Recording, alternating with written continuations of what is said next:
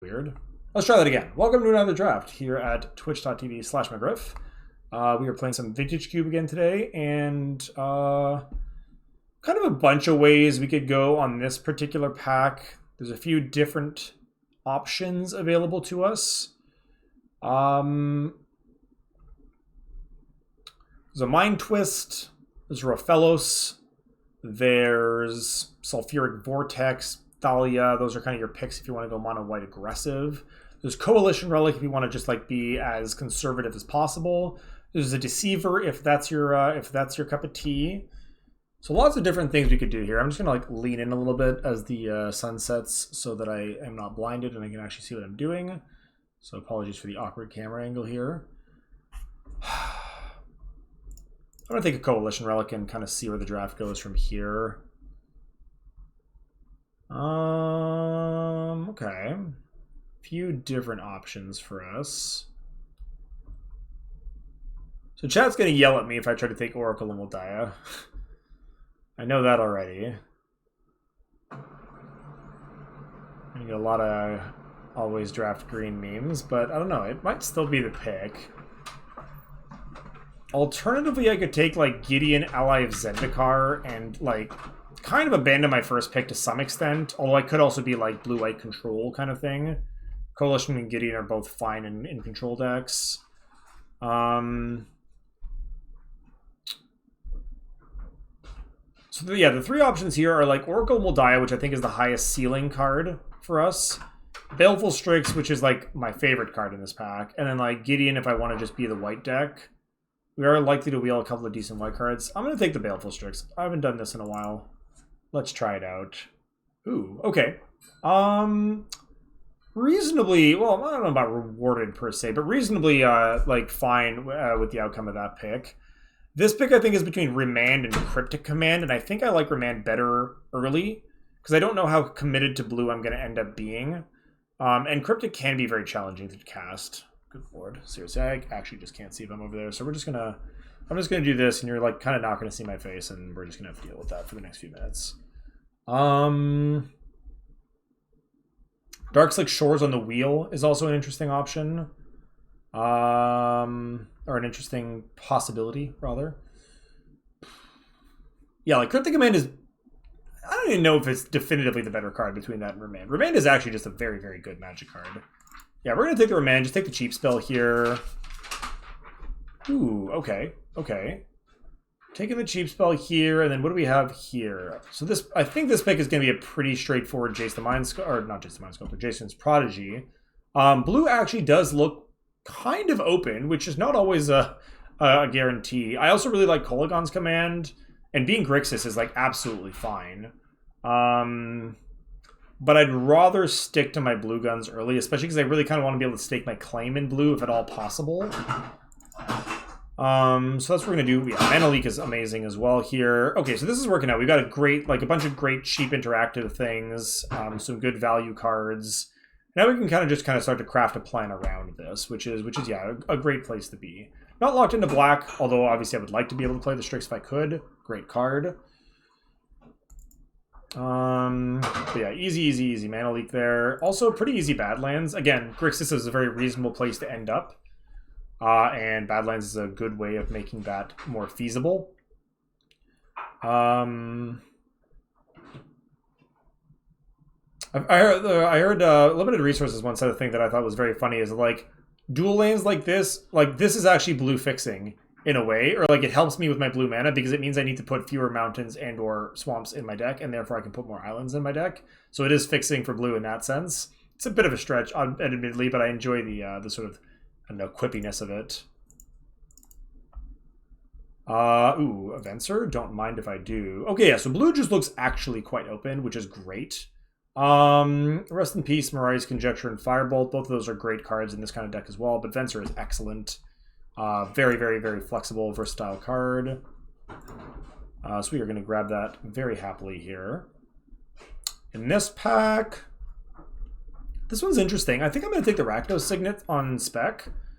Again, we're not guaranteed to be red, but now having a Badlands, a Coalition Relic, and a Rakdos Signet means that our red fixing is pretty easy. Should we be so inclined? Ballista is totally fine. Pack Rat is totally fine, but I actually think I like taking the Signet out of this pack. It gives me options, and options are good. Ooh, Inquisition Wheeling is excellent for us. I really, really like Inquisition. The 1-mana discard spells in this format are really, really good. Because people can make some like sketchy keeps based on like, oh, if my hand gets undisrupted, I can go off on turn 2 really nicely with like a channel or something, and then you just like Inquisition, take your channel, and now the hand has no plan. And that's kind of nice. It's also kind of the only pickable for us here anyway. Like Kroxa is a distant next best card, but like quite distant, I will say. I'm gonna take Pyromancer here. Pyromancer is really good with what we're trying to do right now, but it's also not amazing. But I'm not trying to take Palinchron, not trying to take Thousand Year Storm, not trying to take Lotus Bloom or any of that stuff, so it is the most playable of those options. Wheeling Rabblemaster is intriguing, because that card's very powerful.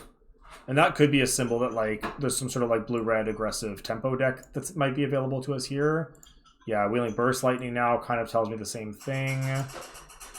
So maybe we're getting out of black. It's possible we're getting out of black. We kind of have, like, equal pull in the red and black direction right now, and we kind of really want to be blue if we can.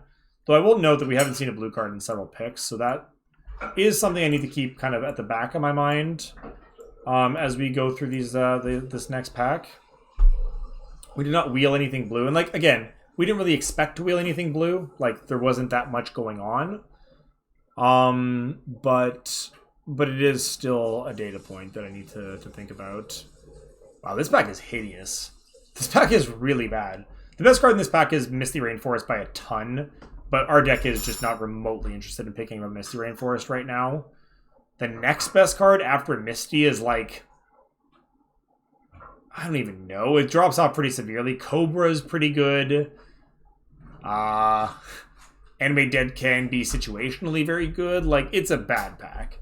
I'm going to take the Pestermite because A, it's a very reasonable card generally. B, it cuts off blue from this pack entirely. And lastly, it also leaves me open to maybe being Blue-Red Twin if that kind of starts, like, looks like it's a thing that might happen.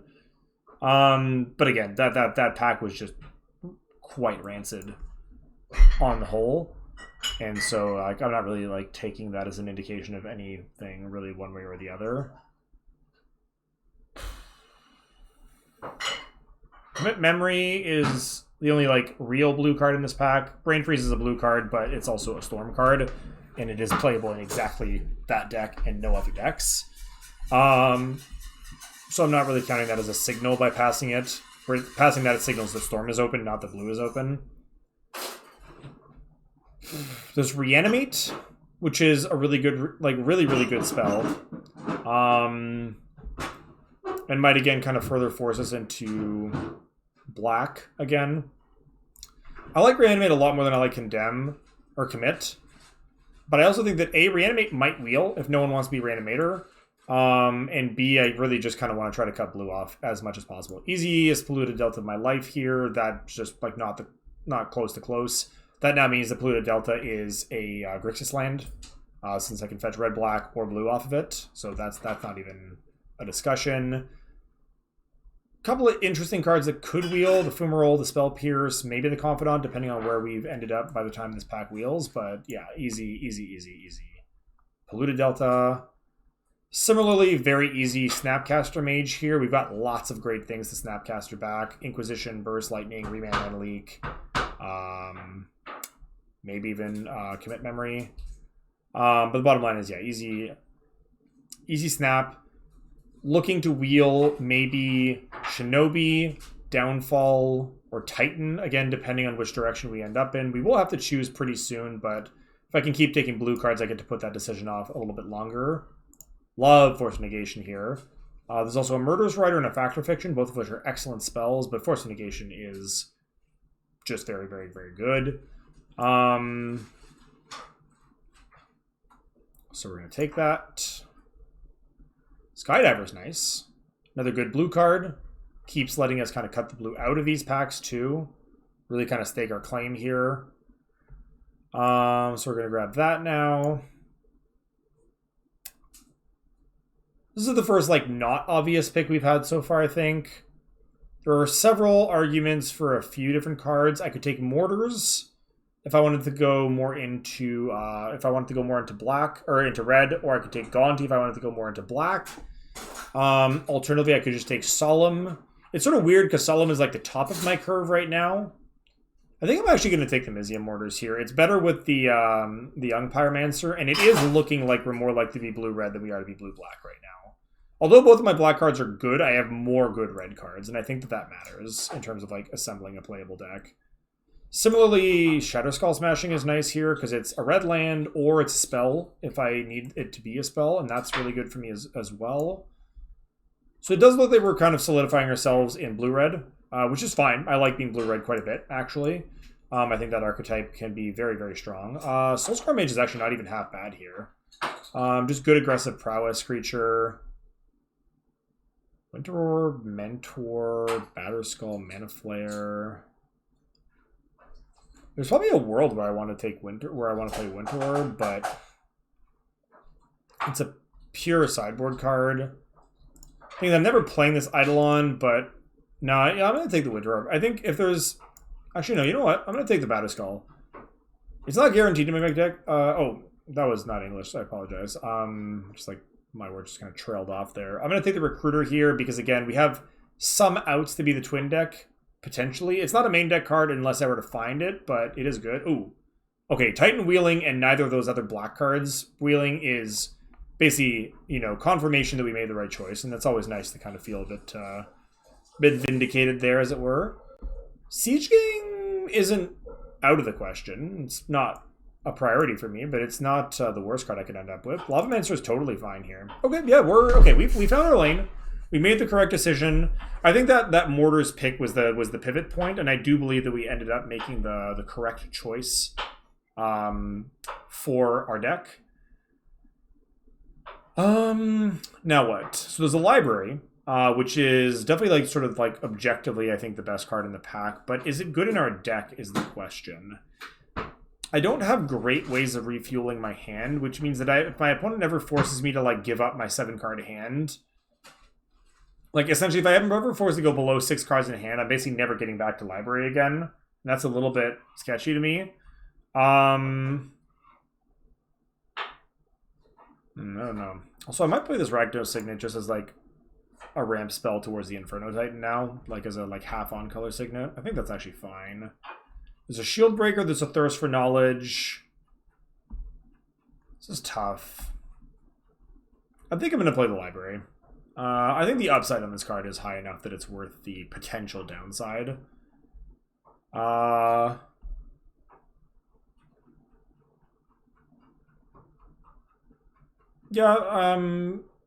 think I generally agree with what you're saying, Pete.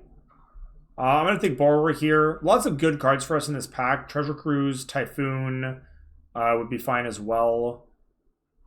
Dismember even is honestly like fine. We could even potentially pay for a single black off of the Badlands without too much difficulty. But again, I'm a big fan of taking the cheap cards. And Borrower is a great sort of answer plus threat combination. Oh my. Oh my, oh my. All right, well, I haven't passed the Glenalendra very often, and I'm not going to start today. Glenalendra actually just does look fine here. A couple of very good black splash cards for us. We may wheel one of these even.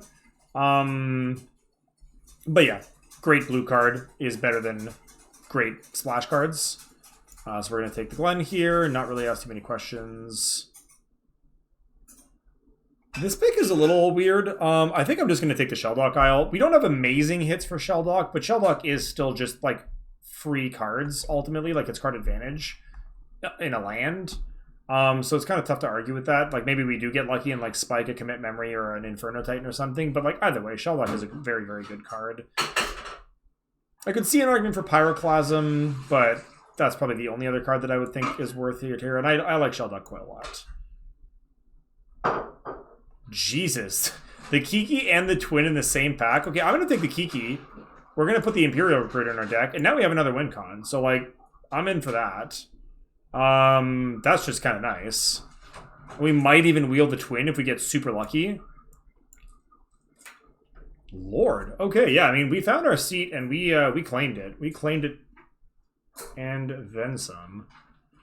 Treachery, Abrade, Fire Ice, all in the same pack.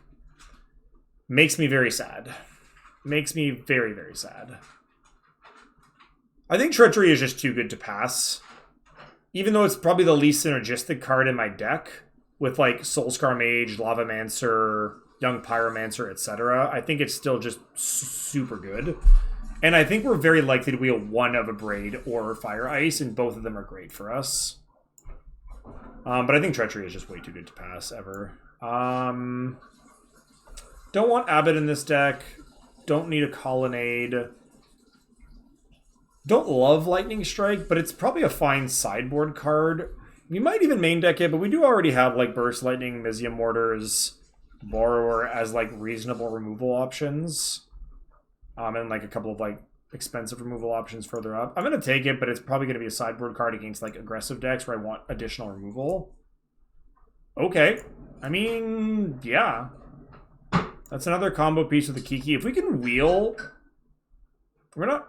I don't know if we're likely to, but if we can wheel the Splinter Twin, this deck is actually just going to be good. Like, legitimately very good. I'll take Power Stone, but I'm not planning on playing it, but the Trinket Mage does nothing in for us. And there's no... And, like, neither does the Lodestone Golem. This is kind of nothing, but there might be a world where I want to play the Hellrider. Similar with... in regards to the Ferocidon.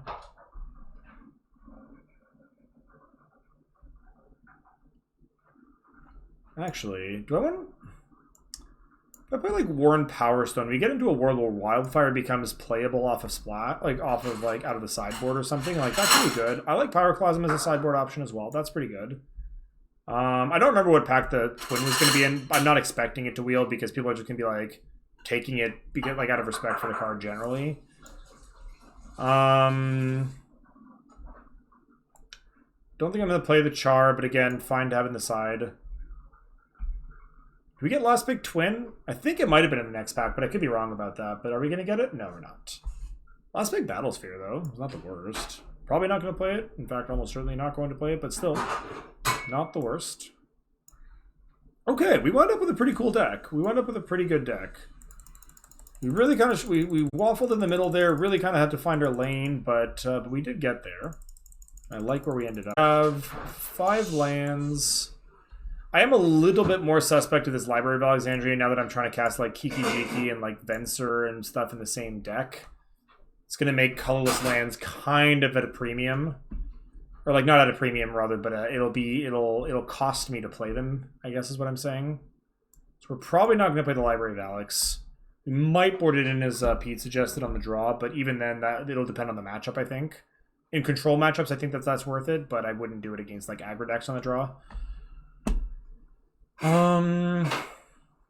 What else is going on here? What else are we doing? I think we can get the Soulscar Mage out of here. We're not really like the aggro tempo deck that I thought we might be shaping up to be, so I think that card looks a little bit worse. Here, I think Daredevil is a good card, but it's probably a sideboard card for us.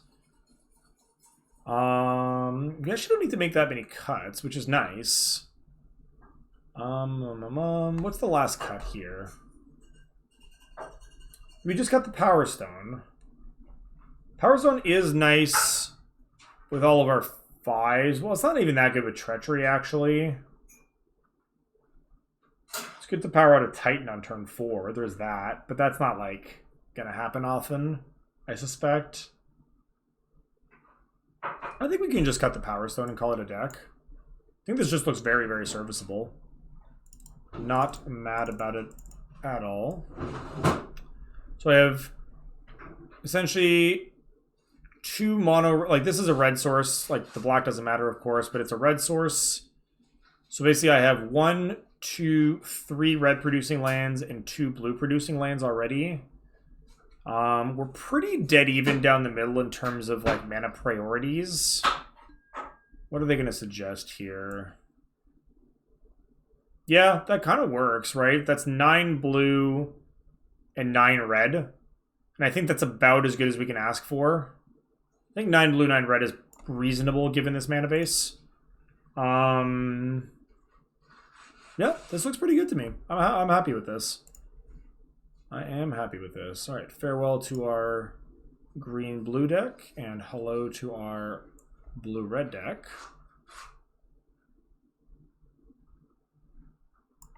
Oh. The border on that snip is bothering me a lot. Sometimes I wish I could just let things go, but like the border and the fact that the Badlands was still highlighted for whatever reason, that was just like, ugh, I don't like it. It's not clean. Border, this. Okay, all right, that's a nice clean snip. Save it. Good, thank you, and ship it. All right, chat. What do we think? What do we think? Is this the elusive trophy, or are we just gonna bomb somehow? I don't want to get my hopes up, but I like this deck. I do like this deck. It's a shame that the Kiki and the Splinter Twin were in the same pack. I think if I had a Splinter Twin instead of like what would I replace the Splinter Twin for? Maybe Lavamancer, maybe Commit Memory. Those are probably like the kind of looser cards in here right now. If I could put a twin in instead of one of those cards, I think I'd feel like very good about this because I'd have two twin pieces and two, or like I'd have two twins and two twin targets, and they all work with each other interchangeably. Not on top of that, which is really nice. But still, I think that for a deck that really struggled to figure out what color it was supposed to be in until like late in pack 2, I think we really did get rewarded for choosing our lane and recognizing that the black was a little bit drier than the red. And I am optimistic that we are going to get there with it.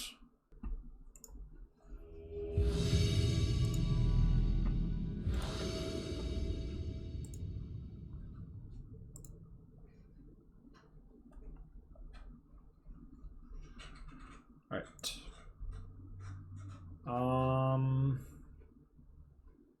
It's a fine hand. I'm not in love with it, but I'm going to keep it, and I'm going to hope that my opponent is on a creature strategy, since our hand is obviously much better against creatures than it is against counter spells and draw spells or whatever, or combo spells for that matter.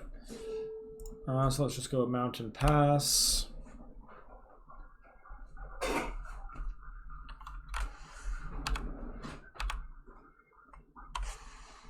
Sure. I always wonder why people do that sometimes. It's like, oh god, Sensei's top. Alright, well, apologies in advance, chat. This match is going to take 10 years, because that's what top does. Alright, pass.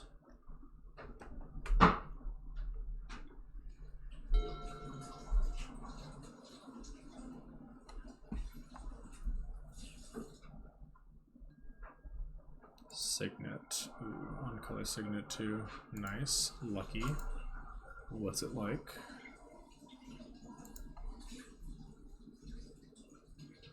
Ooh, I actually like that draw a lot. I'm gonna do that right now. I'm gonna bounce their Siggy. Hold up a Burst Lightning, should that be relevant? But yeah, we get to get a nice little tempo turn here. Set them back a turn and give ourselves a nice little 2-for-1 here.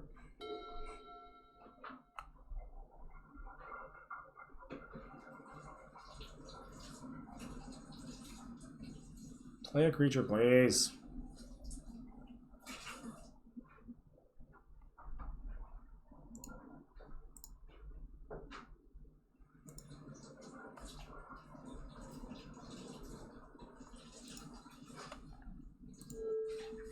Alright, recasting the Signet, fair enough.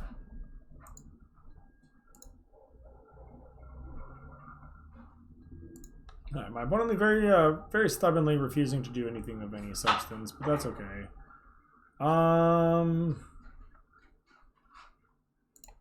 Yep, just gonna pass the turn here again. If they do anything threatening, we can Venser or Commit. If they play a cheap creature, we can Burst Lightning plus cast our Brazen Borrower. That would obviously be my preferred scenario. But yeah, we just passing here is fine. We've got lots of answers. Yeah, here we go, activating tops. Mm-hmm.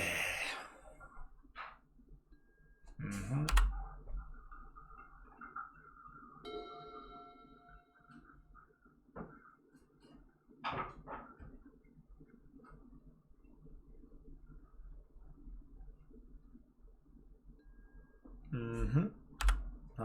Not going to counter that one, especially now, given that they wouldn't even be hard counters.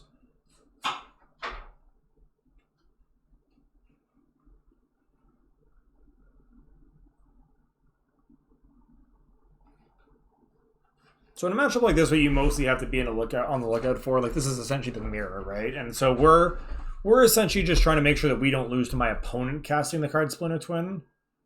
Pyromancer. I think that's actually worth committing, especially when they're tapped out.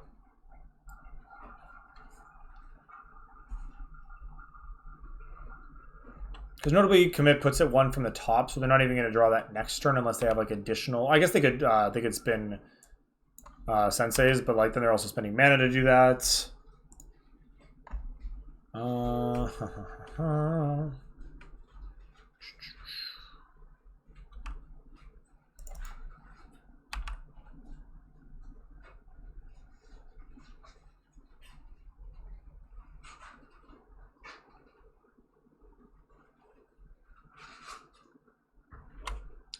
What are you doing on my upkeep, opponent? Drawing Sensei's top? This is what I mean by this is going to take forever. Because Sensei's top basically always has an option available to it, you can never... Like, you basically have to F6 fully to pass, like, to not just always hold priority anytime you can hold priority. Or take priority, I guess. Which is just like... Oh my god, it's kind of miserable if we're being honest. Alright, I'm not going to play out the Recruiter here. Because A, I don't have the triple red to cast the Kiki anyway, and B, I kind of don't want to give up the game unless I have no choice. Because my opponent like might suspect that I'm on Twin, like right, I'm in the right colors for it, and I'm playing kind of controlling, but they don't know.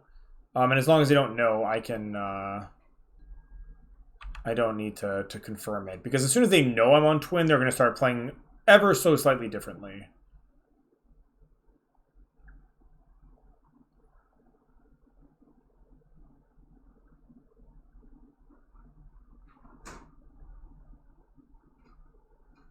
White cards. Okay, that makes me put my opponent on Twin even more than I already thought they were. White you often see in the Twin decks so that your opponent can cast cards like Restoration Angel. Alright, so we're just going to flash this in.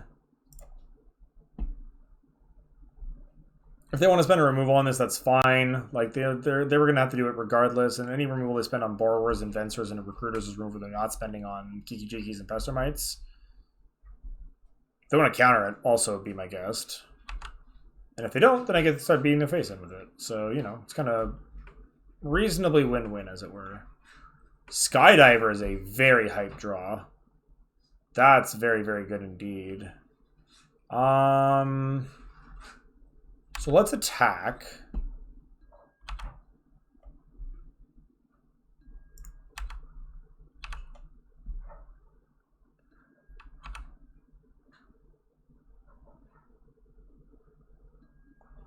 Alright, so I'm going to cast it with Kicker. And my goal is going to be to grab their Izzet Signet. We will see if it works. It did. You do love to see it. They're probably going to tap it in response, which is, again, fine. They're going to use the mana to spin their top, probably. And we're spinning, spinning, spinning. It's going to be a top spin. Just watch. They actually just let the mana float. That's interesting to me. Like, as much as it's annoying to have them spin their top, like, it's actually, like, just correct to use random free mana to spin top. Like, it doesn't cost you more than you've already spent on it. Kind of weird, but whatever.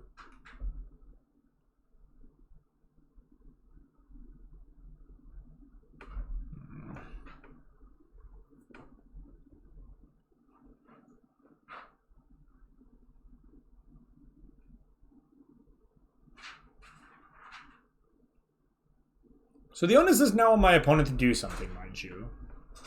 Shadow Skull Smashing. Yeah, I mean, that is something. That clears both of my creatures. Yeah, I mean, I guess I asked for that, right? I was like, oh, they got to do something. It's like, yeah, they sure did something. Dang, yeah, 4 mana clear both, like, 5 power flyers is pretty good. That's unfortunate, because now we're back on the... kind of back on the back foot a little bit. That being said... Ooh.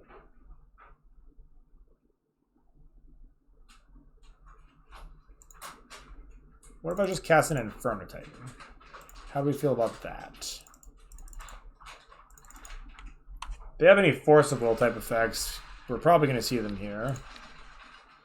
If not, this is just kind of like a big idiot beater that they have to deal with. It's just miles bigger than anything else they're doing right now, especially because they've been missing land drops.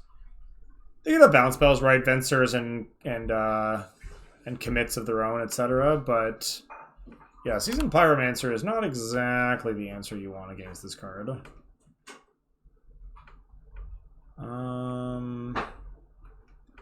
How close am I to just burning them out? Like, kind of close. They discarded a Winter Orb. And wait, what is this? Oh, and an Unexpectedly Absent? Okay. Are they actually, like, double white means they might actually just be more white than I thought they were. Are they just a full, like, Jeskai tempo deck? That's pretty ambitious, I'm going to say, but hey. Live your best life, opponent. So what do I do here? Okay, I can Mizzium Mortars to clear their board. Or... I can just Burst Lightning. So I don't want to give this up necessarily because I can just, like, get free damage out of it.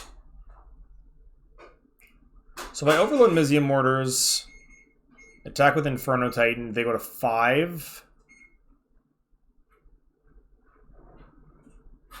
Alternatively, I can Burst Lightning, attack with Inferno Titan, ping down both creatures, put them to 7, and then they're dead on board next turn anyway, and I still have the Burst Lightning.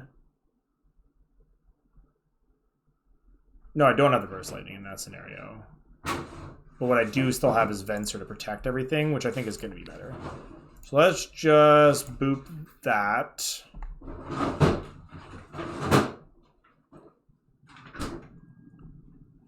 And then go to combat.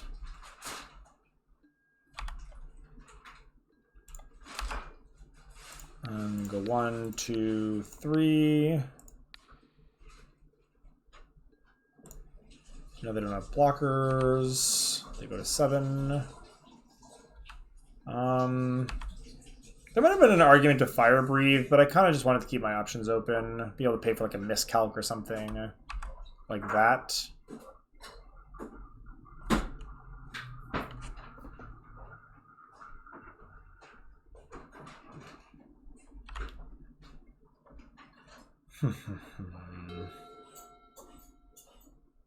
And yeah, now they need an answer. They need 2 answers.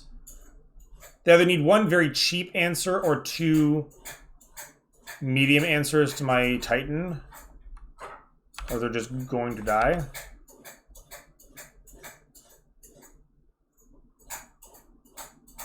Passing to end step while dead on board is a choice. I'm assuming some sort of like upkeep tap your Titan effect. Nope, never mind. Not a thing. Never mind, not a thing. Okay.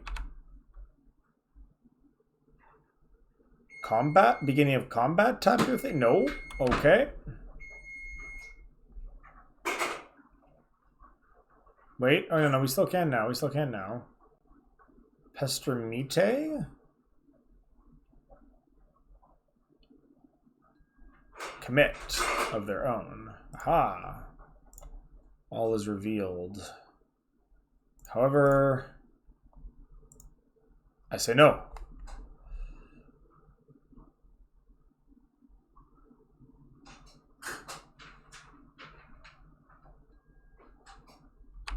Sure. Spinning the top, see if they can't find a free counter on top. They could not, and we win. Nice. Yeah, I don't know. I'm just inclined to believe that like your win percentage goes down when you put the card Sensei Divining Top in your Vintage Cube deck. So I mean that went pretty well, obviously, generally speaking. I don't know if I want to change anything. Like, what did we see from them? Like, the only creatures we saw from them the entire game was just Seasoned Pyromancer, right? What I do think I want to do, though, is I think I want to play at instant speed a bit more. So I think I'm going to take out the Mizzium Mortars and bring in the...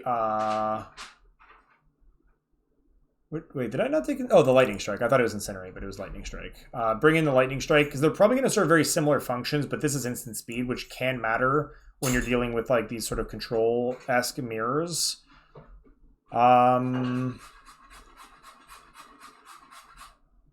than that, man, I don't know. Yeah, I don't know. I don't think this deck in practice can afford Library. I don't think there was a single point there where, like, my colors mattered last game. And I don't know, Library just seems like asking for trouble. It's a shame because like we're going to be on the draw in a control matchup, which is definitely like where Library shines. But it still feels like a liability to add a colorless source to my mana base. And I can't shake that feeling, so I don't think I'm going to bring it in. Oh, I do actually want to bring in Daredevil. I think Daredevil looks really good here. In fact, I think it looks much better than Pyromancer. Or Lavamancer, rather. My opponent was also playing a bunch of random instants and sorceries, and so Daredevil's going to be able to snipe a random value card a fair amount of the time, I would expect, while being a decent little body on the ground. 2-1 first strike, very reasonable body, especially in a matchup like this where we're kind of talking about small edges. Not even sure if Treachery is good, but like, I don't know, they've probably got something on a Treachery, right? Like, can't be that bad. Like, also just like, kind of like, what am I playing if I'm not playing Treachery? Char, Pyroclasm, I don't know, kind of not really interested in any of those things. Actually, alright. We're going to play an extra land in this deck. We're going to play an extra land in this deck, and it's going to be the Library, and we're going to cut Treachery, which basically seemingly had no targets in that game. I may regret that, but I actually think that cutting a spell for Library is reasonable. Hand is fine. Kind of similar to the last hand, where it's a bit reactive, but that's sort of what the deck is, ultimately. We're kind of just trying to, like, sandbag our cards until we can, like, explosively win in one turn, if possible. So we'll keep. And again, I'll hang on to this Lightning Strike. Hopefully it's an answer to, like, a Planeswalker or a creature that they play early. We've got the Commit once again, which was pretty good against them, from what I saw. Ooh, they have a Mox Pearl. That's worse for me. Mox Pearl on the play. Into a top. Sure.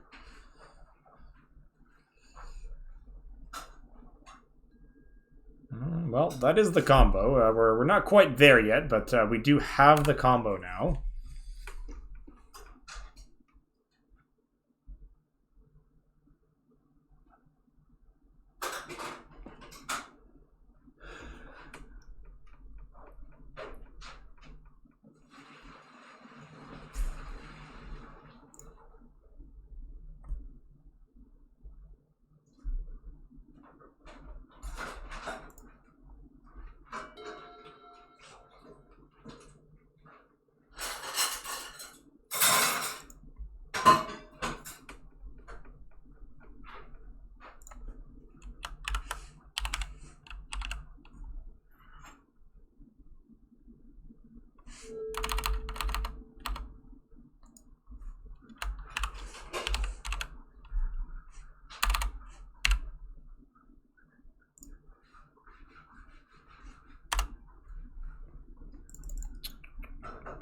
Sure.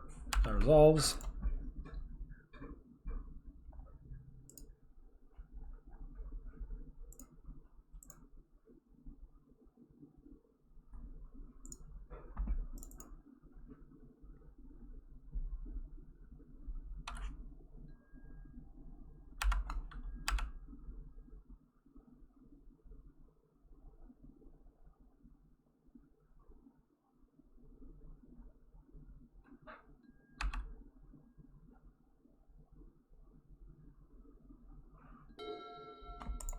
It's a good draw, actually.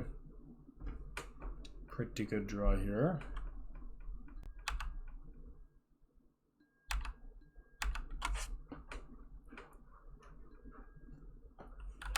I would have liked Rakdos Signet just a bit better, just because it would have been castable this turn on a turn where I had nothing else to do.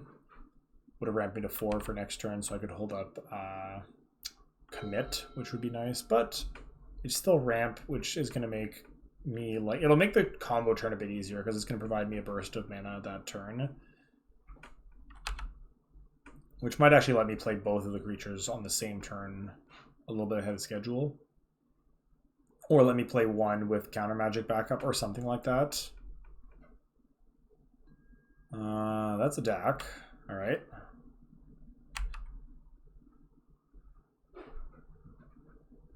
So DAC's going to roll up here. All right, so what's the play here? I think what I want to do... Discarding Shadow Skull Smashing and the Mirari Conjecture. Alright. I mean, Sensei's Divining Top aside, my opponent has shown me a very good deck. So what I'm going to do here is I'm going to burn the deck down to 1. And there's a handful of things that could happen here. What's likely going to happen is I'm going to go... that's interesting, but not what I want to be doing yet. So what I'm going to do here... So the reason I'm doing that is because A, I want to be able to finish this off at some point, but B, I want to be able to cast my Coalition Relic, and I don't want the deck to be able to grab it. And by doing this, what it lets me do is engineer a turn where I can then go Snapcaster, bring back the Lightning Strike, and finish off the deck before it gets to a point where I get to take it.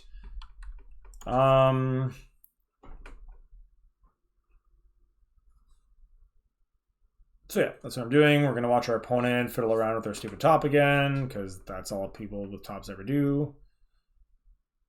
It's not even the top is a bad card. It is just not good enough to justify the egregious amount of time spent using it.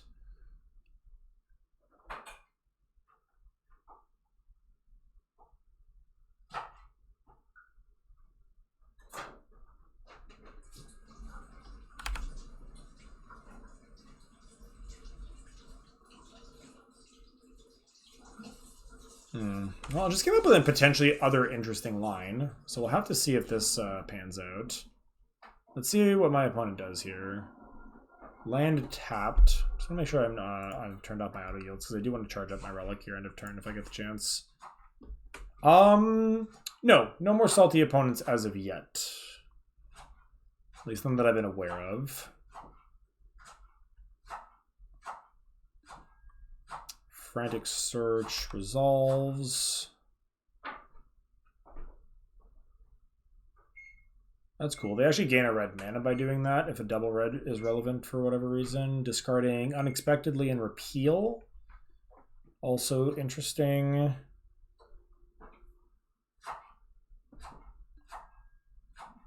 Winter Orb. Okay. Winter Orb is a pain. Winter Orb is a huge pain, actually. Let's put a charge counter on this. Alright, so Winter Orb's not going to let me do, like, the cool thing that I wanted to do, unfortunately, but I just still do get to, like, backup plan this.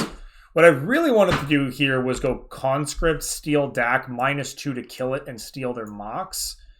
But unfortunately, Winter Orb has other ideas for me.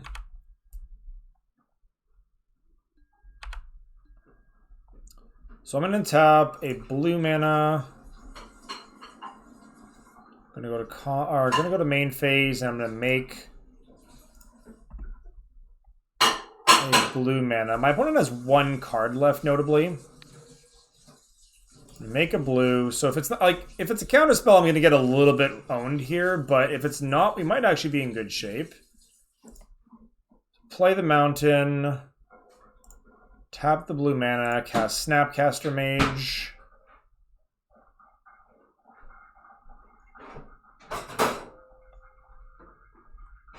Snapcaster will target Lightning Strike, yes.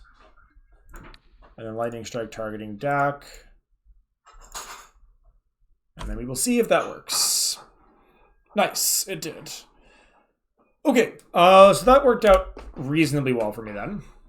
At least as well as could be hoped, given the fact that I'm currently under a Winter Orb. But like ultimately, so is my opponent. They've got more mana than me this turn, of course, because they didn't tap all their mana. But they have only 2 cards in hand. I've got a creature on board. They don't. Sure, Signet is fine.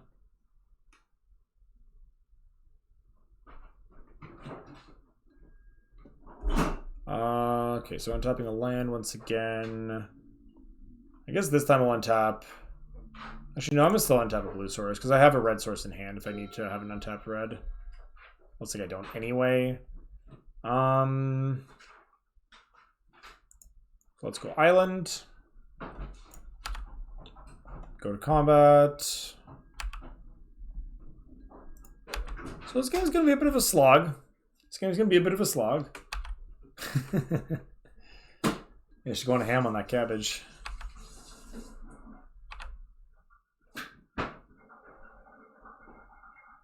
I'm frequently surprised by how much my mic picks up on. It's kind of annoying sometimes, actually. I wish it was a bit more directional than that. Like, there's no need for it to pick up the knife chopping happening, like, at the other end of the room. And yet here we are.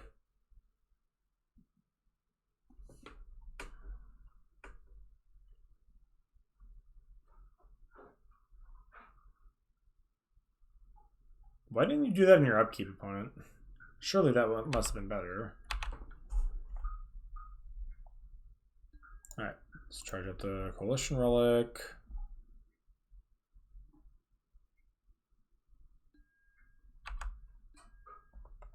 Untap Mountain. There are worse things than drawing land here, honestly. Make a blue. Play an island. Not going to do anything with the blue, though.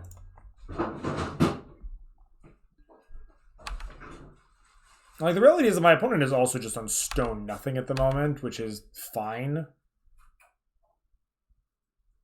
Oh, they're going to cast something here. What is this?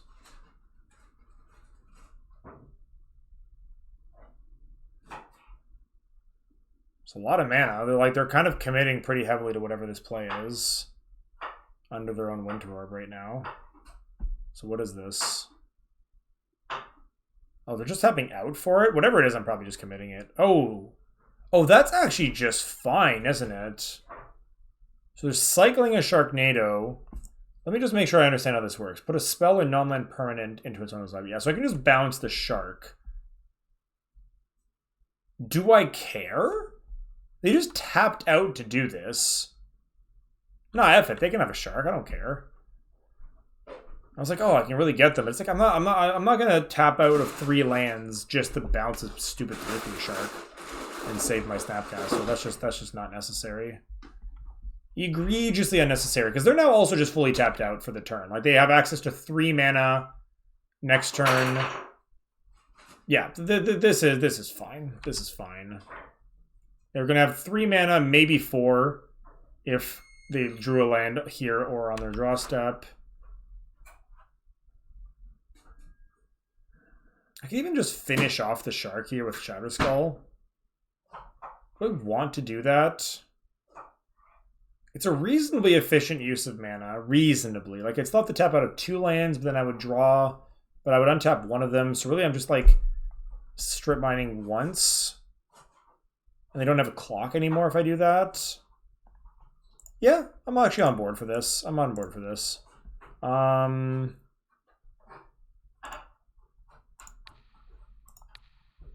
Yeah, we're just going to cast it for 1 here. Wait.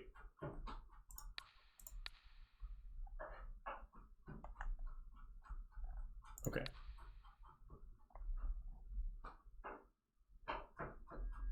Sure. So we can just kind of keep playing this game a little bit. I'll have access to commit again next turn. They're not really likely to cast anything of any substance here. I could be wrong about that, I suppose. Yeah, so they did actually have the line. So they have 4 mana, but only 1 card.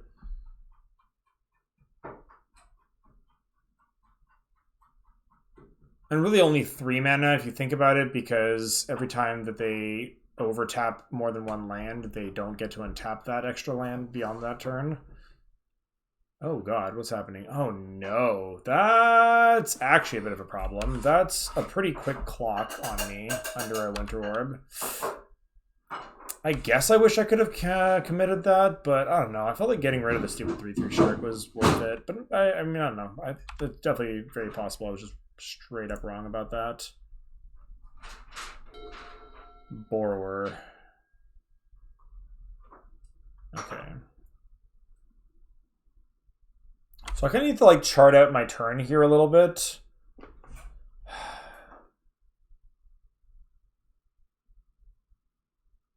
So they attack me down to 14.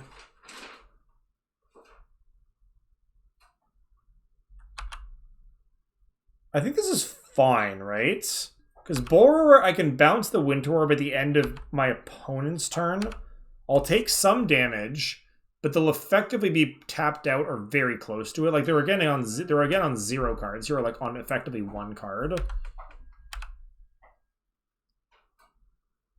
Yeah, so take 6.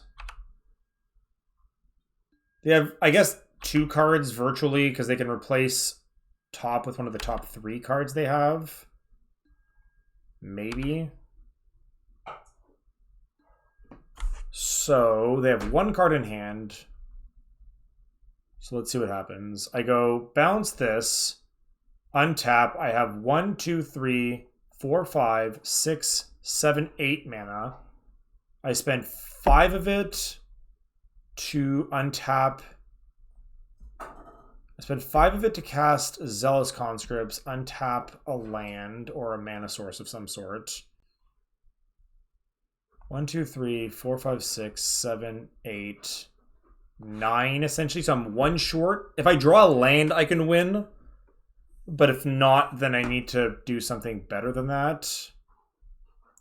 I'm going to go for it. I think the odds of winning, especially against my opponent only having 1 card in hand right now, I think is just really high.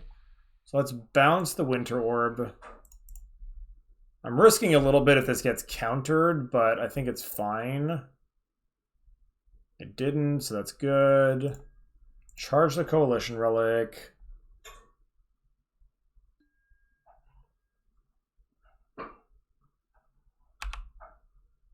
Untap. So land is actually excellent for me here. Like, I kind of want land more than anything else. Wait. Does that work too? No, that's not better. That's not better, unfortunately.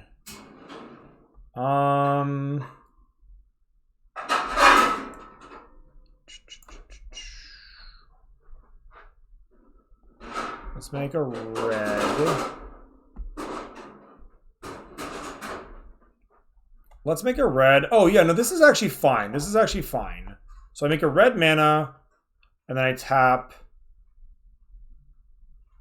1, 2. No. No. This is worse. I make a red mana, I tap 1, 2. Cast Imperial Recruiter. Go get Pestermite.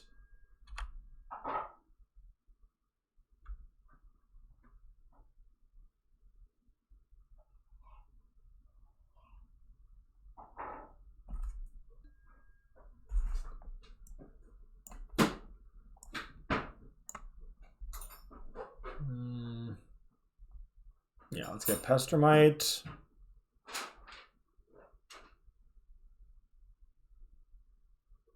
I could also get Glenelendra Archmage. They didn't have a counterspell, clearly. I get Archmage. I stop them from doing their next thing, and I can also offer to trade with the creature. Yeah, let's get Archmage, actually. Because what I can do is I can Kiki-Jiki copy the Recruiter and go get the Pestermite, so I don't need to do that right now. Yeah, okay. This is good. This is a good line. This is a good line. I like this line. This line inoculates me against, like, most stupid things that could happen from here, I think. Not all stupid things, not all the stupid things, but most of the stupid things that could happen.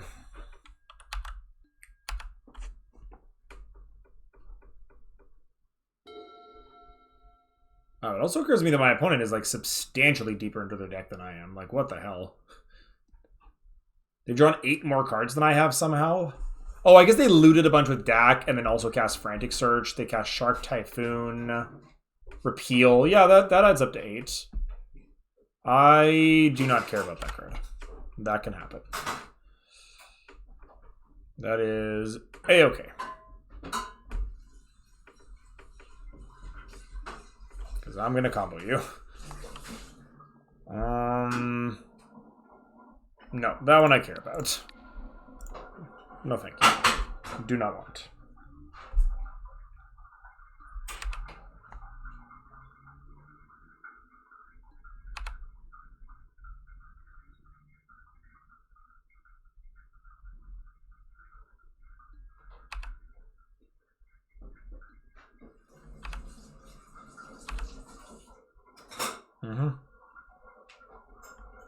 Alright, take some damage.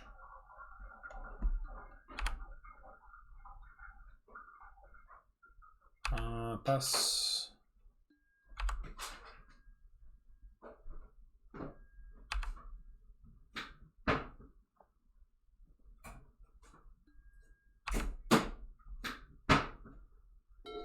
Nice. I believe that's a win. I believe that's a win. Alright, let's go 1, 2, 3, 4, 5. Cast Kiki Jiki.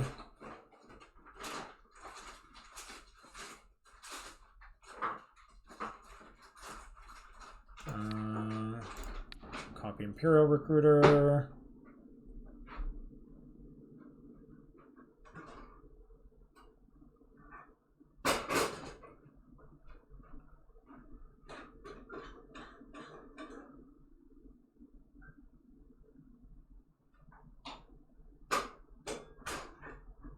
Okay. Search for Pestermite. Cast Pestermite.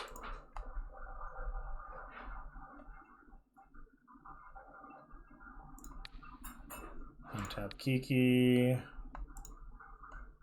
Always yield. Yep. Alright, so we're just like letting this happen now. We're winning. Yes, maybe, hopefully. Nice. Got him. Got him. That was tight. That was a really intense match. I like that. That was very, very close. The score says 2-0, but the game, at least the second game, felt a lot closer than this score reflects.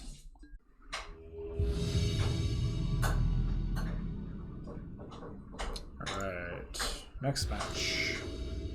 I guess another 1-0. Yep, solid little hand. Needs a second blue, like, pretty badly, but it's a keep. In a pinch, I can pitch one of these two to the Force, I suppose. But I would like to just, you know, draw it. What is nice is that I can go turn 3 Skydiver to steal a Signet of some sort if my opponent were to give me that option. But just going turn 2 Signet, turn 3 Skydiver, because the nice thing is the kicker isn't blue, so it's not like kicker blue X. Alright, well, we didn't get Thoughtseize, so that's always a win. Hey, and there's our second blue source. Perfect. Green-black. Green-black on their 1-0? Jeez, their deck must be good. I'm only half memeing, because like green-black is just not good. But if they're green-black and 1-0, then maybe they are.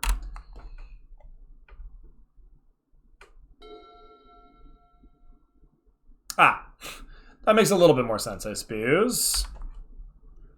I have a feeling this Force Negation might be about to do some work.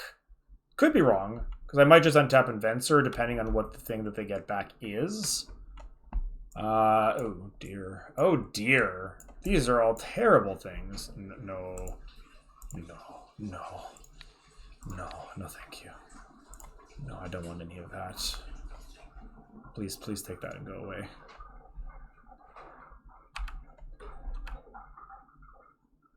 Yep, that's why I took force early. Because sometimes you just need to say no. And that was one of those times, in case you were, in case that was unclear.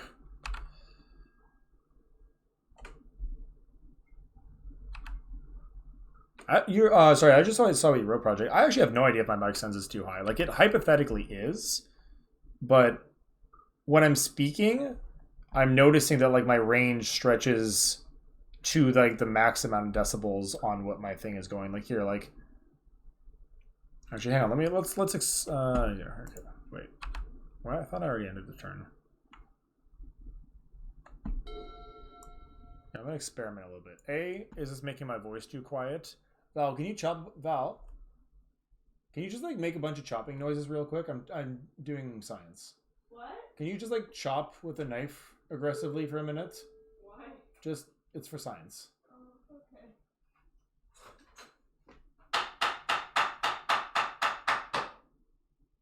Yeah, no, that definitely got picked up. So that's not, yeah, that's not a thing. That's not a mixer thing here. That's just like a audio thing. Yeah. I mean, she was like, I told her to get loud on that one for what it's worth, but that's, yeah, so that's like the mic settings themselves.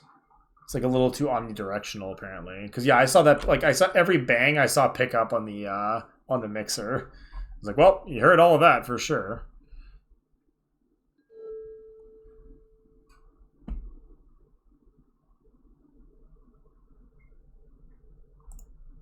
Opponent, I'm going to need you to stop.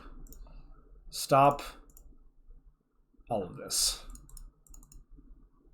No. Stop trying to blow up my lands. Stop trying to mess my stuff up. I've had enough of it. Jeez. They had the Anime Dead and the Necromancy and 2 busted targets in their draw. I guess that explains how they wound up at 1, though.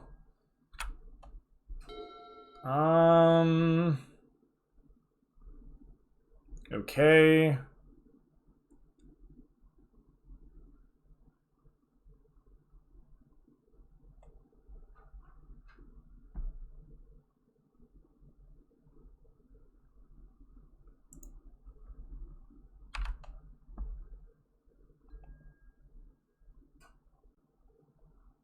Well, let's put a Burst Lightning underneath, I guess. Put those in any order. Imperial Recruiter. Alright, so we're gonna get our asses reanimated here. That's the bad news.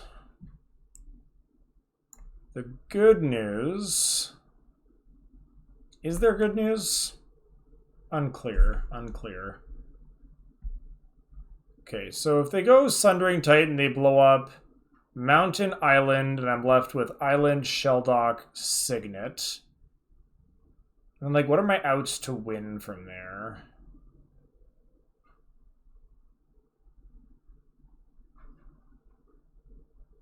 I can go Conscripts.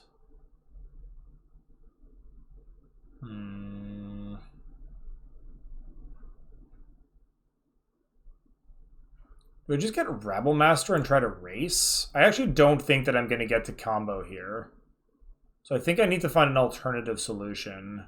I think that might involve getting Goblin Rabblemaster and just trying to race them. So that's what we're going to do.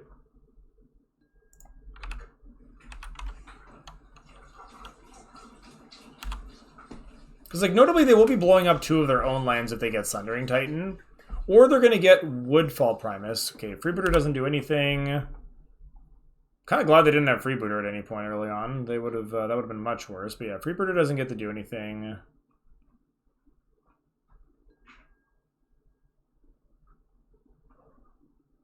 Oh, I just noticed they actually deliberately chose not to cast Freebooter instead of a kill spell there. Fascinating. Okay, so I go Mountain. Then I have 6 mana. So I guess I just go...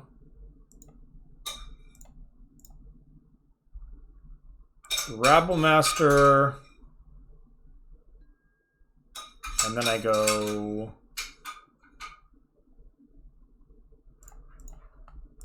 Pyromancer.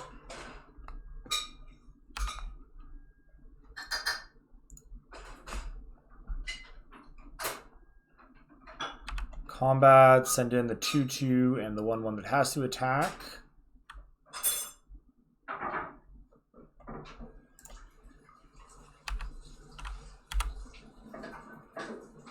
A Landmaster deck? Yikes.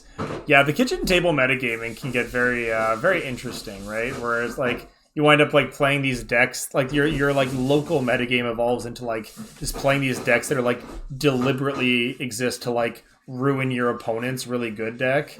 Except that it's like terrible against everything that isn't your opponent's good deck. Alright, so let's see what they pick. I'm actually very curious to see what they would pick between... Oh, they might just pick... Wait, no, Sheoldred's actually awful at this point, so that's probably not what they pick. Wait, they did pick Sheoldred? Sheoldred doesn't do anything. That's terrible. Why would you pick that? Okay. I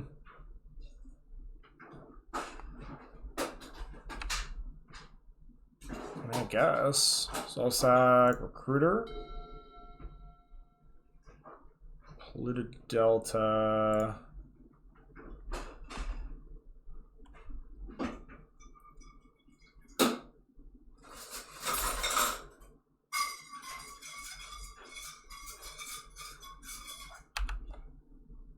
I'm gonna attack with everything and bait them here. If they have like a third reanimation spell, so be it, but I am happy to offer either of these creatures as a trade for the Sheoldred.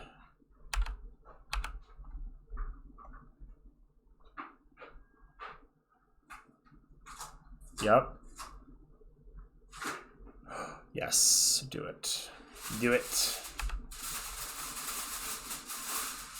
Alright, that worked out really well for me. I mean, obviously it would have been better if they traded with the Venser, because I would get another token here, but I'm not passing this up in 1,000 years.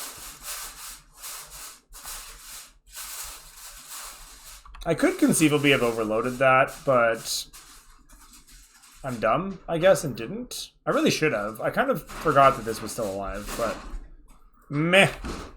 So be it. Alright, my opponent is now run out of removal or reanimation spells, hopefully. Oh my god, I just got punished so badly for that. Well, I deserve this. I deserve every ounce of this. Because that was just a horrifically bad misplay on my part. Yeah, they should just not have a creature to sacrifice here, and instead they just do. Oh, interesting that they got the Woodfall Primus here, though, and not the Sheoldred. I mean, joke's on them, the thing under my Shellduck Isle is fucking awful. Once again, ruining my PG image, I'm so sorry. I need to learn to swear less when I'm mad. But here we are, still not learning. Not gonna get Badlands, because if they ever do get the Sundering Tide, that just gives them the free swamp to kill, so they don't have to kill their own.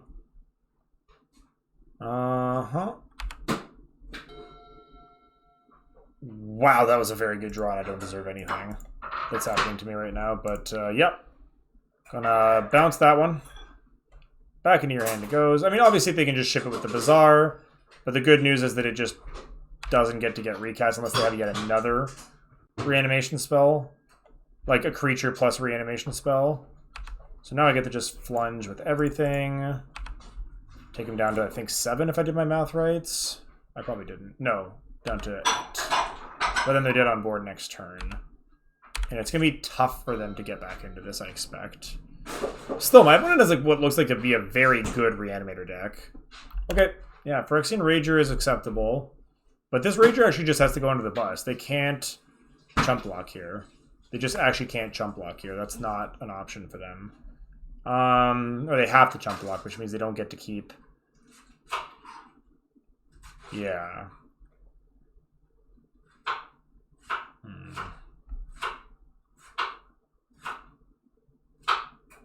Do I want to try to draw to a removal spell? Okay, so let me do some math here real quick. Just real quick. I'm going to get another Goblin. Those are both going to attack. This is then going to be attacking as a 4-power creature. And then this is 2. They're at 7. So if they block the 4 power creature, they don't die. Basically, if they block anything else, do they die? No, they would go to 1 if they block Venser. They would go to 1 if they block Venser. Interesting. Interesting. No, but if they block Venser, then... No, but if they block Venser, then they don't have a thing for a Recurring Nightmare, so that's still fine. If they block Goblin, they take 4, 5, 6, 7, and die. Yeah, so they can't actually make a block that allows them to keep the Phyrexian Rager on the battlefield while living. Unless they have, like, Nature's Claim here, which would suck, I guess.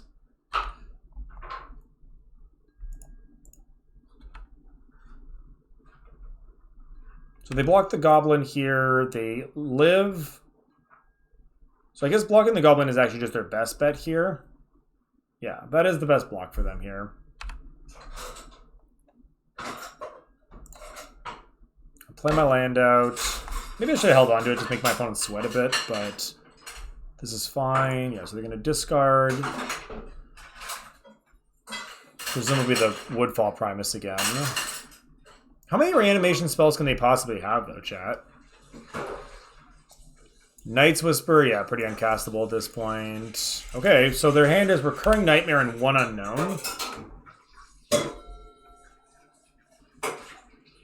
And they're at 3, so they are dead on board here if they don't have either a reanimation spell or a blocker. Okay.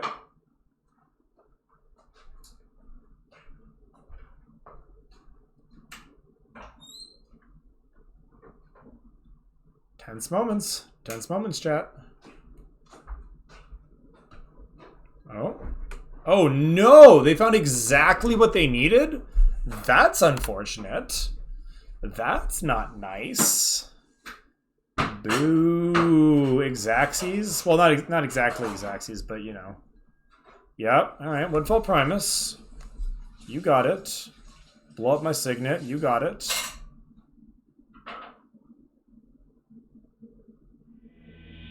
Wait. I mean, they could have had something else. They weren't dead on board. They could just block the 2/2, take 2, go to 1.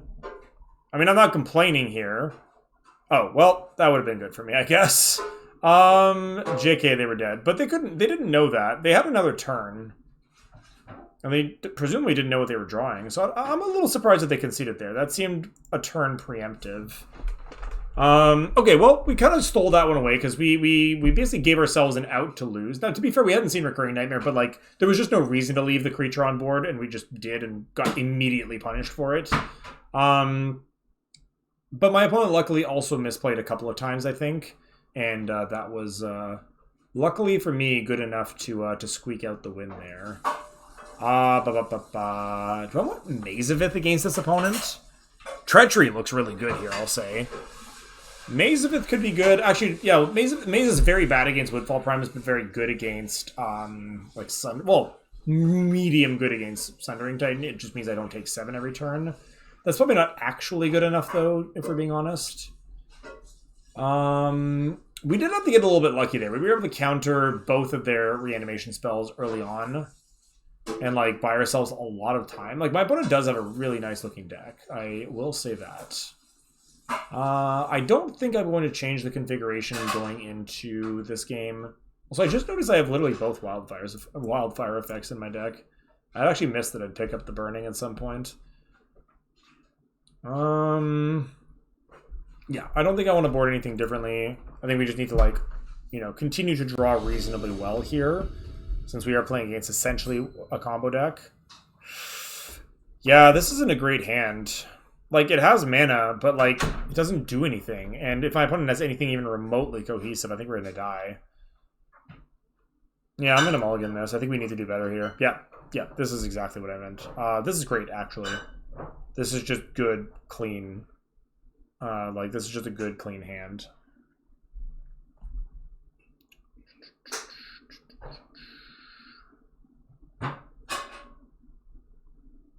So we're going to go turn 1 Shelldock, turn 2 Signet, I guess. And then Force of Negation with Thief in our hand to back it up if we need to. Our opponent also mulliganed. We're going to keep.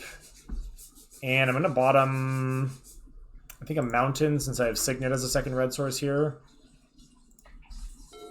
And there are more lands in our deck than anything else after all. Alright, land go it is. Ooh, Recruiter's not bad. Recruiter's not bad.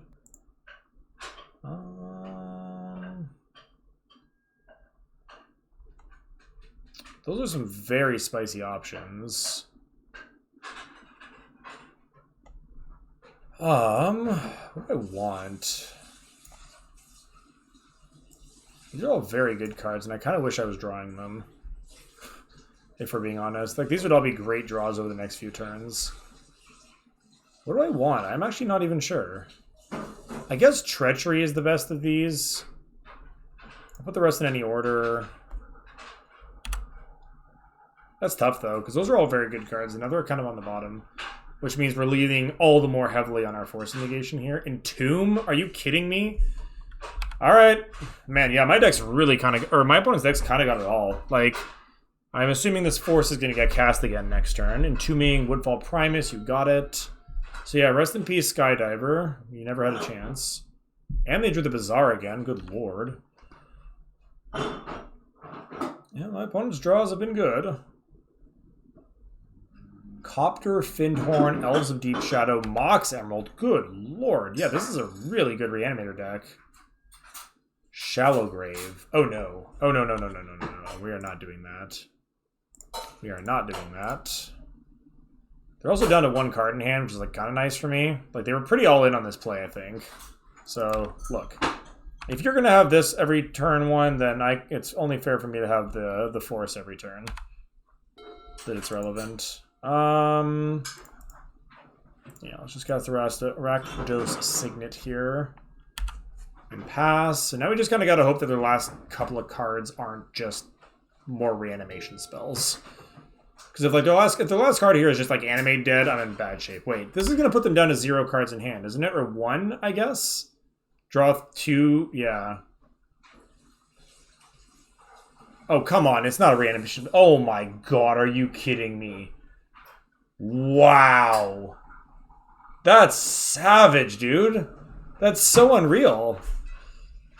Man. That feels bad. Like, that was not a likely draw for my opponent, but jeez. The rips, they are real.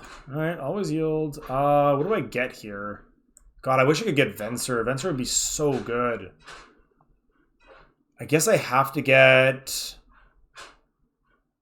Man, do I get Venser and just hope for an island? That might actually be my best bet in the long run. I can take a couple of hits from the Woodfall before it starts being a real problem for me. Because, like, otherwise the answer is get Pestermite, which buys me 1 turn, but, like, that's it. And then I'm not really winning from there. I'm just sort of, like, hoping to draw Kiki-Jiki. Yeah, I actually think Venser is the better of the 2 draws, or of the better 2 targets. Like, it's more high risk, but it's a more permanent solution to what is a massive problem for me at the moment.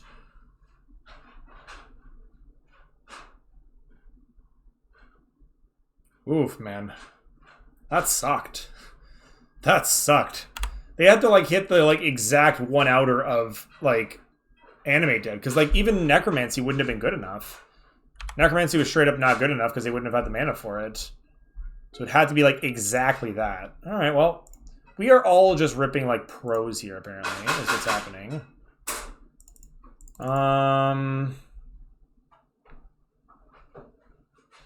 Actually, you know what? I'm not even going to do that this turn. I don't need to do that this turn. There's literally no reason to do that.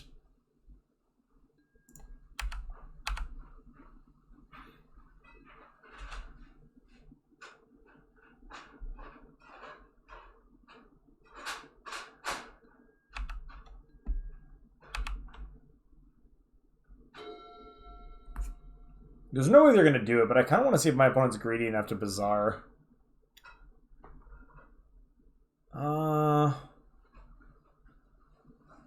Let's see. Do I take another hit? I take a hit for 5? Yeah, this is fine. I'm actually going to take a hit for 5 here. I'm going to take a hit for 5 here because I really want to punish my opponent if they Bazaar. Wait, no, why am I doing that? I'm an idiot. No, I'm doing this right now. I'm doing this right now. I'm dumb.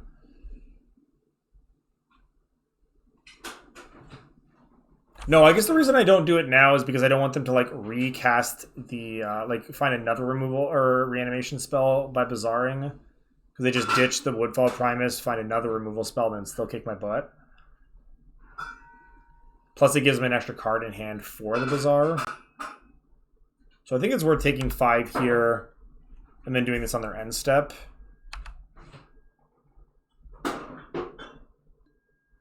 Yeah, so now we're going to do that. So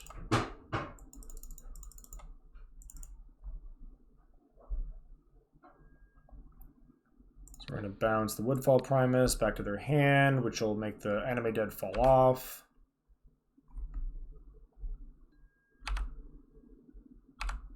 Untap. I mean, land is not great, but it's fine. And now we attack. Tense games, tense games. Whew. Well, unless my opponent continues to like re-rip like a champion, I think I like my outs reasonably here.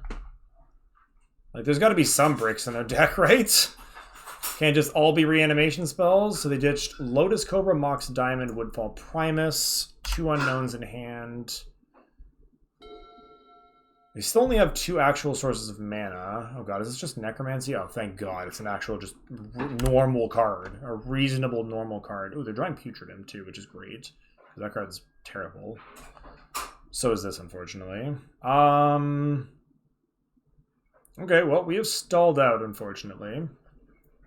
We've officially stalled out. The good news is my opponent clearly doesn't have a reanimation spell in hand, nor is Putridum one of them.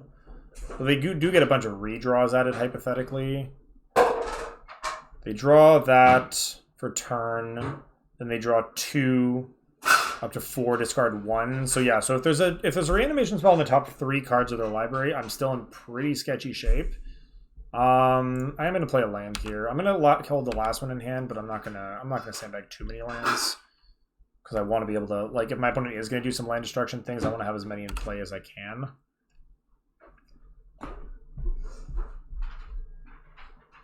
All right, Quagmire's not it either. Oh, they just did that right away. Go over to Forest, Mox. Land off the top, gain a life, sure thing. But they've only got 1 card in hand, so this doesn't do anything. There's so much tension here, like, because I even know what they're drawing to. Snapcaster Force of Negation is massive here. It doesn't advance our board state, but it does mean that I'm now inured against the next dumb thing my opponent tries to do, which is just a really good feeling to have, if I'm being honest. Wait. Nope. Nope, I spoke too soon on that one. Spoke too soon on that one. Okay. Cast Ophiomancer, sure. Oh man, I would love to see Mizzium Mortars here. My opponent discards Sundering, land. Island or a way to remove some creatures is what I want here. I will accept that, although we're still soft for like a turn here. No, we're actually not. This is actually fine. We're just chilling. We're just hanging out. We might just die to like Regisaur beatdowns now, but we'll see what my opponent wants to do. If that was my opponent, I'd just cast the Regisaur here. Yeah, they're going to. That makes sense. Okay.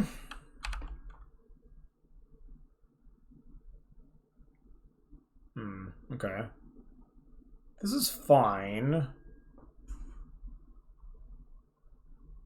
Go to blocks. Yeah, I'm fine trading for this. This card is annoying. And I don't want to take like 1,000 damage here. It's not really looking like my my young Pyromancer is likely to do much of any relevance in the near future, so like that's not the end of the world for me here.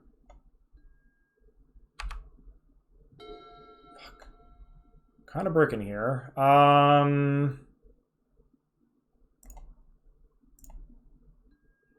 Jeez, okay. Well, at least we drew the island. So now I can stop the reanimation spell from being a thing again. I can block the Regisaur with the Venser. Okay. I think we're in, like, reasonable shape now. We're gonna need to find something soon. But we're doing okay here.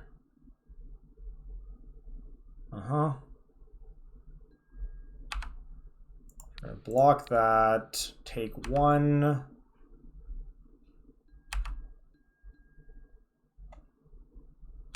Okay.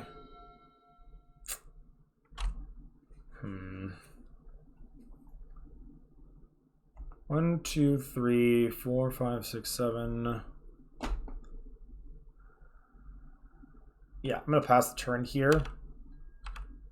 This is tight. Now we're just losing to, like, good old-fashioned beatdowns, honestly.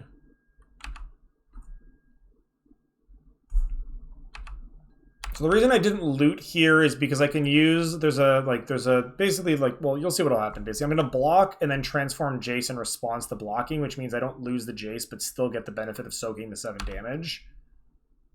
I'm going to go into discard here, discarding a Forest, seems fine.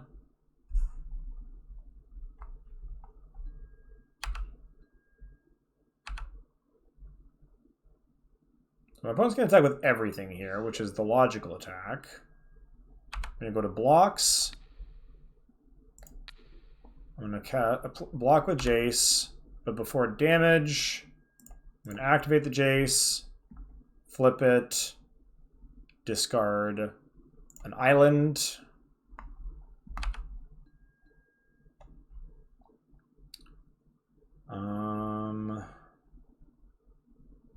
Pass the turn. Shadow Skull Smashing is an interesting draw. Very interesting draw here. Do I have enough mana to kill the stupid Regisaur with Shadow Skull Smashing? I might. 6, and then I have 4, 8. Yeah, I have exactly enough. So as long as my opponent doesn't, like, so this is me going shields down on counter magic for a turn. But as long as my opponent doesn't rip, like, exactly a reanimation spell next turn, then I am in good shape. It is a bit of a shame that this is not an instant, because I could force him to discard a card to the Regisaur before doing this, but that's okay. Because they still can't use, yeah, okay. Alright, yeah, this is going to be very, very close. This is going to be very, very close indeed.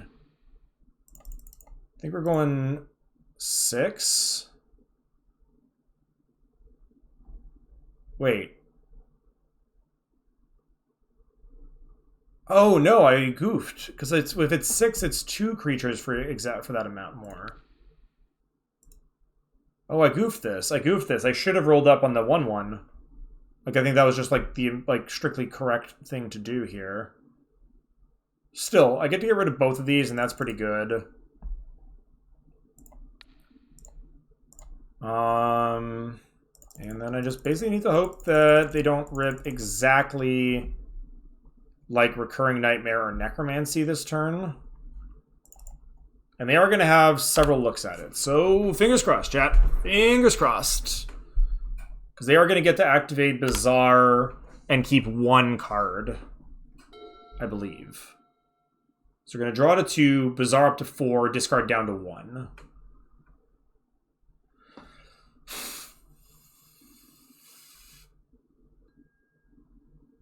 Damn it. Damn it, damn it, damn it. What are they going to get back? Is my next question, though.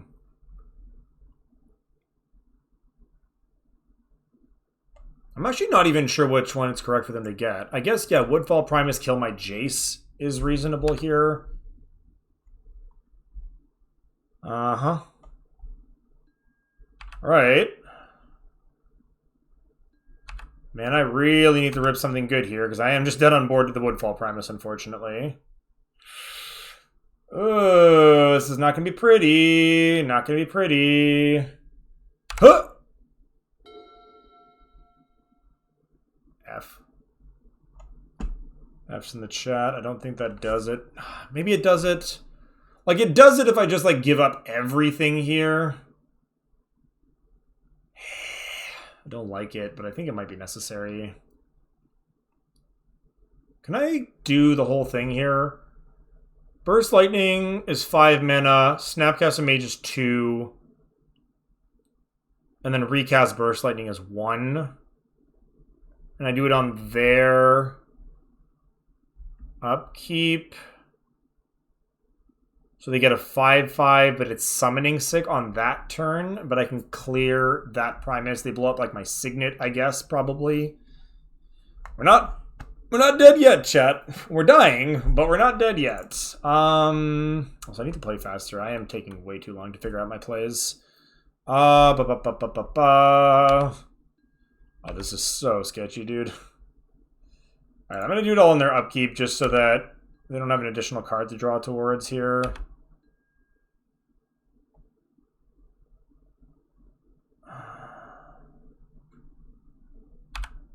Woodfall is so good with Recurring Nightmare, too.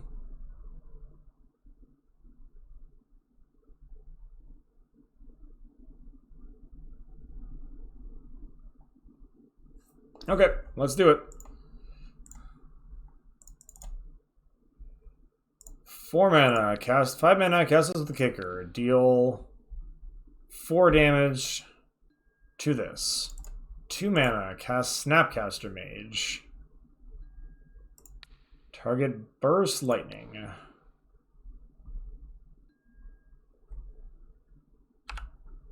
Deal 2 damage to this. Pay red. Alright.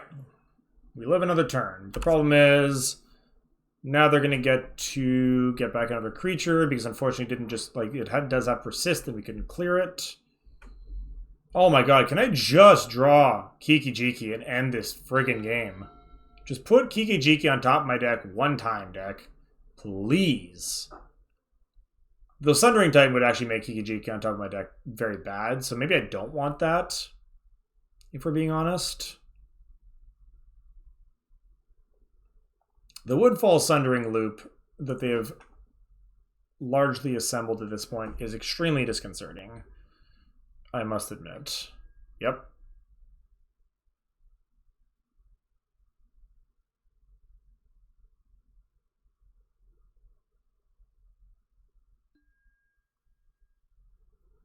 What?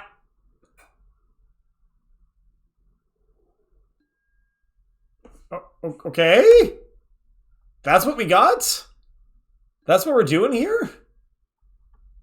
What is this? Mizzium Mortars, one time. Bug chip. Okay, wait, can I cast the relic? Can I cast the relic? Can I cast the relic? First and foremost. Important question. But also, what the hell? 1, 2, 3. Go down to 5. No, I can't overload the mortars, and I need to overload it. This time I'm going to overload it. I'm not going to be a big dum-dum and not overload my bloody mortars. Bam.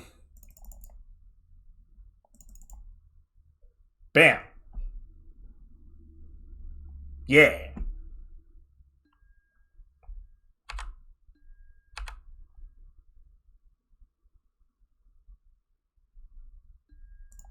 This has been a game of obscene rips into re-rips. I'm not going to pretend otherwise. Like, what is going on? This has been some very, very interesting Magic played. Alright, don't draw anything good. Yep. There's a lot of ways I die here. Bazaar is a hell of an engine as they've got it going on right now. Gilded Goose! F, man. They have so many random green 1-drops, and they combo so well with the freaking Recurring Nightmare. Ah, ha, ha, ha, ha. Yeah, okay. Got it. All right, I got 5 minutes to win the next game. That's gonna be tough, but I think we can do it. Yikes, man. Yikes, this game was ridiculous. All right, what are we doing here? Because the treachery just didn't look like it was cutting it. It just really didn't look like it was going to cut that mustard. Is Maze of It better than treachery? Maze is so bad if they get back Woodfall Primus, but quite good if they get just about anything else. I could also see an honestly very compelling argument for like Burning and Wildfire, but that sets us back just as much as it does them. Oh my goodness, opponents. You are making my life hard. So very hard. I've also not drawn Mana Leak or Remand one time this entire game, now that I think about it. Skydiver essentially has no targets, so I'm going to get that out of the deck. I'm going to get Lavamancer out of the deck as well. And I think I'm just going to put like some random interactive cards in here. Lightning Strike, Char, Hellrider. I don't know, man. Treachery looks kind of feces against my opponent. It's really good against like Sheldred, but it's quite awkward against a lot of the rest of what they're doing. It also gets blown out by Woodfall Primus really badly, so I don't love that. I'm going to get rid of it, which is like really counterintuitive against the Reanimator deck, but like against what they're reanimating, it doesn't seem very good. And then like, do I want the Pyroclasm since they showed me like a bunch of random 1-drops? I also need to play a game where they don't just have like the freaking Bazaar of Baghdad like in the first couple of turns. Because like that card gives them so much velocity, it's unreal. I think that's it, though. I think that's it. Like, again, I could bring in the Pyroclasm. I could bring in the Siege Gang Commander just for, like, extra pressure. But that doesn't feel like it's good enough, honestly. I like the Hellrider because it's aggressive and it's fast, and it does combo well with like, my other small creatures.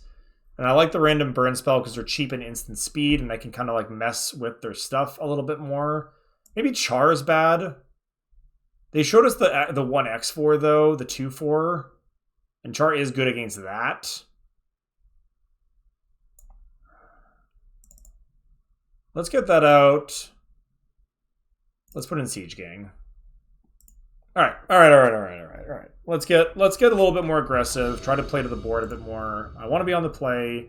Hey, it's a remand and a piece of interaction. Okay. Okay, come on. I believe. We can do this. We got 5 minutes to do this. So, like, I might ignore you a little bit, chat, more than usual. I might get a little bit more quiet than usual. Apologies if that is the case, but I do want to win this game. Like, if I lose this game fair and square, so be it, but I do not want to lose this game to time. That would suck. That would suck, because they've been very good games. And I wouldn't want just, like, lose the time and kind of invalidate the games, you know?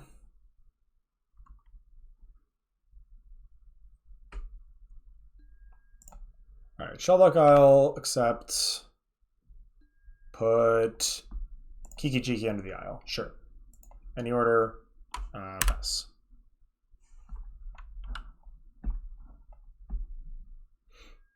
Mox Diamond. All right, that's a bad start. Sure. Jesus Lord, my opponent's deck. Okay. All right. I hate it. Thanks.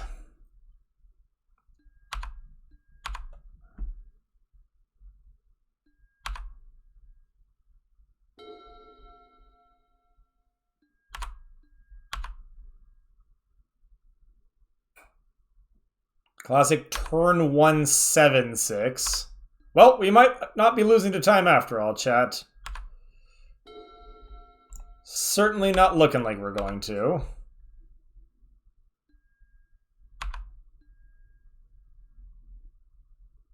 I hate it so much. I hate this so freaking much. Alright. My opponent went to 2 for this, I want to point out.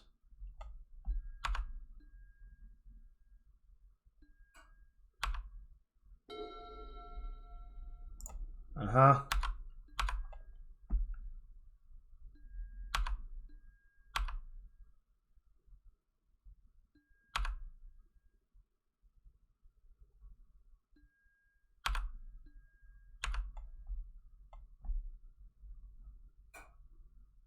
All right, here's hoping this works. I mean, they're black-green. This is going to work, but like, holy lord. Mm-hmm.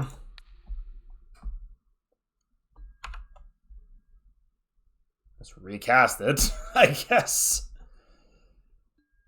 Uh-huh.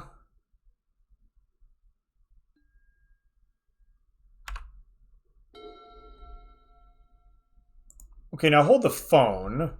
That's not half bad. That's not half bad. Now I can remand plus Pestermite, and then next turn. We might be able to eke this one out, friends. We might just be able to eke this one out.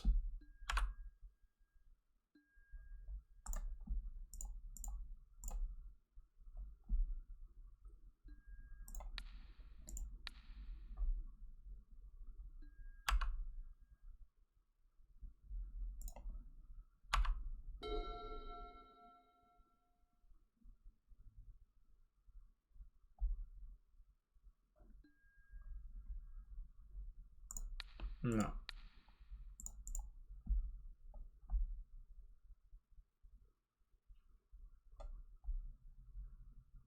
Okay. So last card, Chupacabra. Bring that back. Kill the Pestermite. Damn it. Now we're back to kind of dead, unfortunately.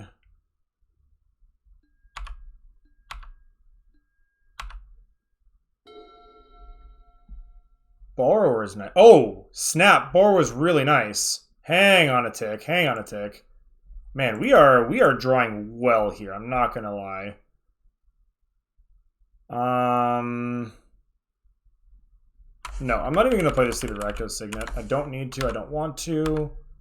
As long as I don't lose to the freaking clock, we are gonna be okay here.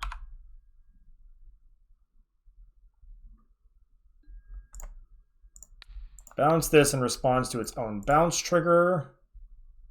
Or to its own discard trigger. So they have to discard it to itself. Then all they have is a 2/2 in the card they just drew, and I have Snapcaster Maze for remand, if nothing else. We're making a game of this, chat. We're making a game of this. Cast this end of turn, then. Yes, we are turning this corner. We are turning this corner, and I love it.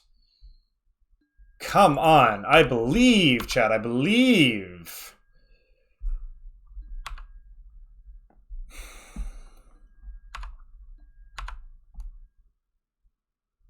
Probably should have cast the Signet there, but whatever.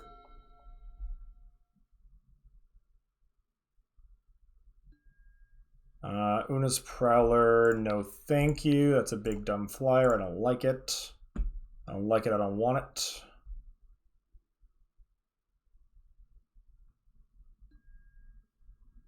Also Deep Shadow. Now we're going to remand that. Should I remand it or do I just mana leak it? I guess I remand it because they can't cast it anyway and I want to draw a card. And I don't actually care about the card itself.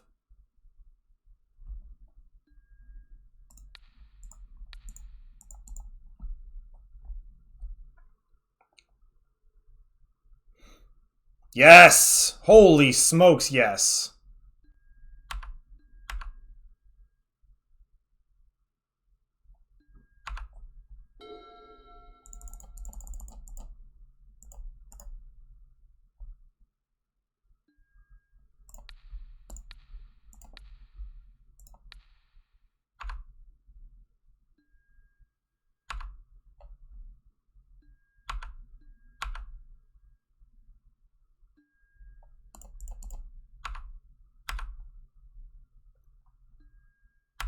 Cross everything you got, chat. Cross everything you got.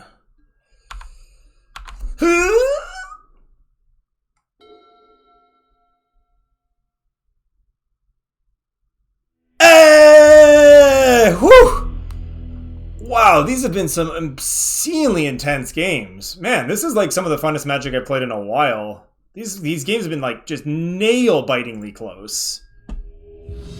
Oh, and we get the queue right into the next one? You love to see it. Let's go. Yep, seems fine. It's like not very interactive. This is basically just like threat, threat, threat. But, you know, we'll take it. On the play, my opponent's on a Malta 6 on the draw. Alright, alright. Looking good. Ooh, playing against the White Menace. White Weenie. White Weenie. Although they didn't have a 1-drop, so that's encouraging. I was prepared to get that Mana Tithed or Swords, I guess. Definitely means they're not going to be able to Swords my Rabble Master, which I like. Eidolon. No, that has first strike. That's illegal. That's against the law, opponent. You can't do that.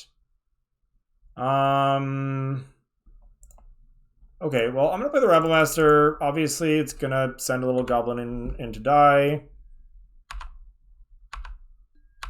They're going to block. What I'm hoping happens here, is my opponent plays another X1, and I can get a really nice Shatterskull turn here and clear both of their creatures and then get in. But we will see. Never mind. We're dead. Panic. Everybody panic. Fuck. Okay. That's bad. Mm-hmm.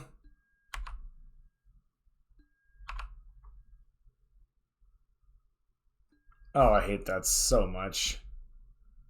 I hate that so much. I'm not going to block. I want to force them to use the counters here.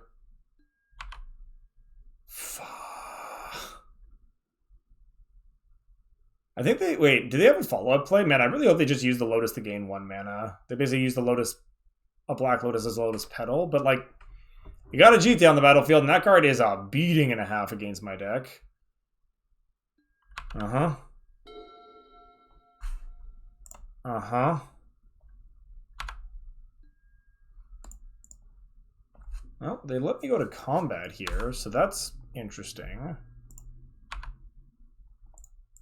Don't really know why they... Like, I just got a goblin for free here, kinda. What on earth is happening here? I mean, sure.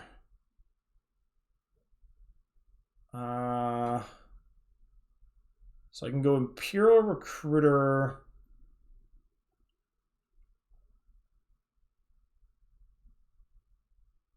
What can I recruit for? Can I recruit for anything notably that breaks this stupid whatchamacallit? I don't think I can.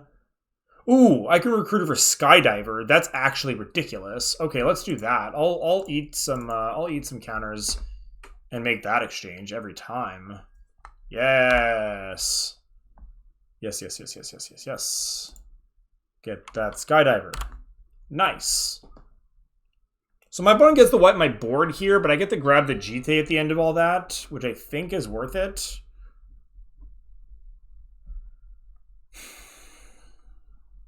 Down to 2 cards, notably, as well.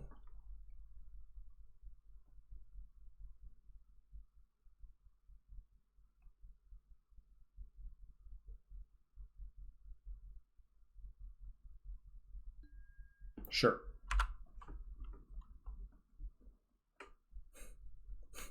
Joke's on you, I wasn't blocking anyway.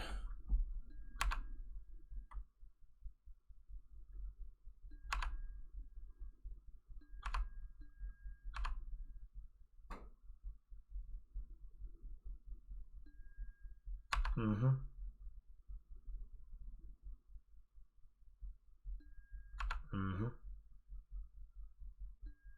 So I'm going to clear my Skydiver here, which is annoying, but fine, as I said.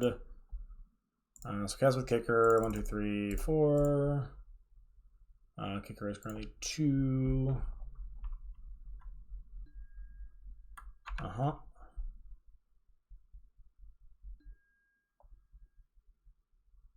Yeah, that all scans. That is what I assumed would happen. Now here's the funny thing. If I keep Jitte on... Yeah, that's very interesting, isn't it?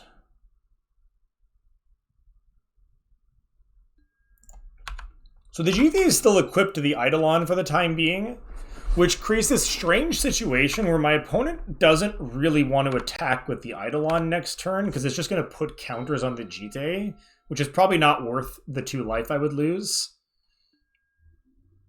Are they going to Skyclave their own Jitte? That's very good gear if they do. That's very funny. Yeah, do it, opponent. Nice. All right. That's some big brain plays.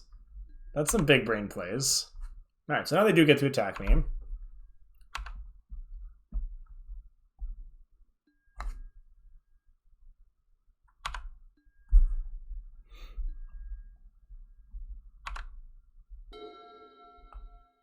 Okay, so I'm just going to Shadow Skull Smashing here and attack for 1, 1, and 2. Okay.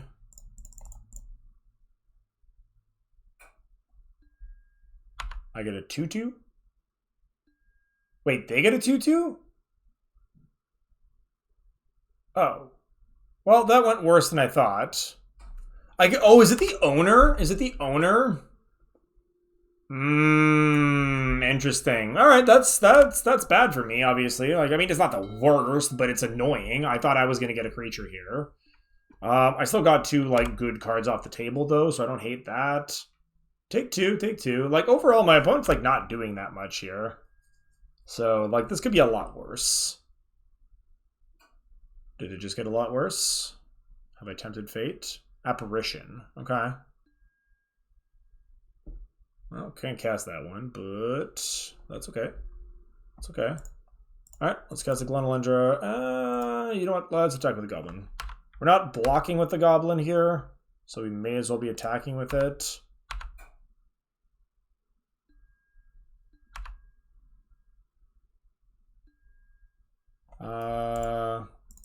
And yeah, let's play Glenelendra, because that essentially just stops all the spirits from attacking me.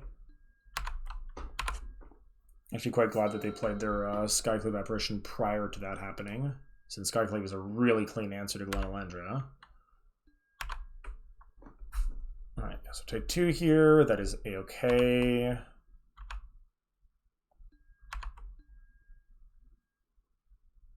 Next card is Vacation Finks. Okay.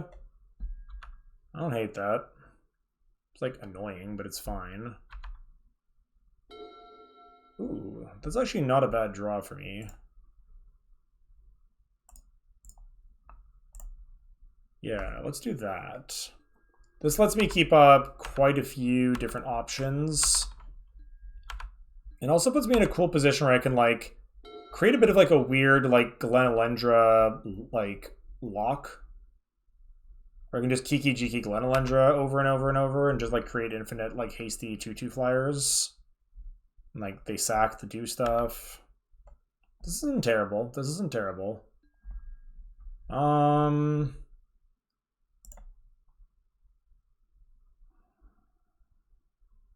go to 9 here? No, I go to 7 if this happens. I think it's... What's the worst they could do if I tap out of Glenelendra this turn? Because I could save myself a lot of life here.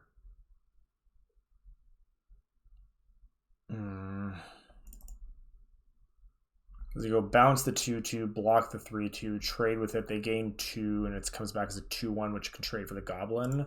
That's really good. All right, I'm gonna go shields down here. We're gonna risk it for the positive tempo play, and hopefully I don't eat complete garbage as a result of doing this. So we're gonna bounce that. Okay. I'm gonna block that.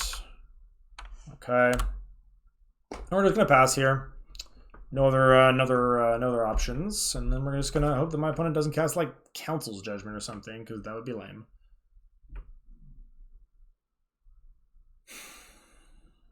2 cards left. What could they be? What could they be? Stoneforge Mystic. Alright. What did they find? Wait, did they just fail to find? They did. They have Stoneforge just for GTA, or they're already holding the card that they would have Stoneforged. In either case, that's quite good for me. Alright. I'm not opposed to that. Alright, so here we're going to cast the Jace. So I would like to start doing Jace things. Jace targeting Shadow Skull Smashing would actually be like very appealing here. And then meanwhile my opponent's like still not doing much, and I've got the ability to Glen as well as commit against anything like super egregious happening. So I think we've stabilized here. My opponent could definitely still have some stuff going on, but it appears that we have stabilized.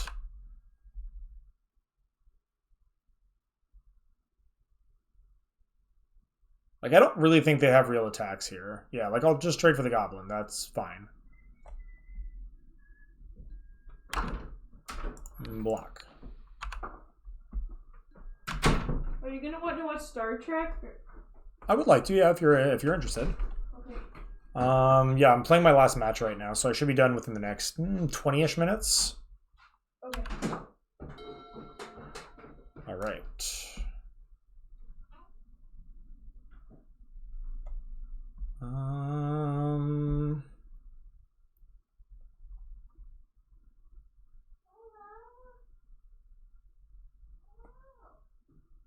Yeah, let's do this. I actually kind of like doing this now. Ooh, that's a very good draw, isn't it? All right, let's just ditch Snappy then. Yeah, now I can just kind of win, I believe. Let's roll up too. May as well. So this Shadow Skull can target up to 2 things. It costs me 4 mana to do that. I would have 2 left, so I couldn't Pestermite. So let's just give this -2, -0. And then pass. I'm like pretty sure that there's not much my opponent can do here to like super threaten. Okay, so the last card was Batterskull. Okay, I accept. Batterskull is irritating, but not at all problematic.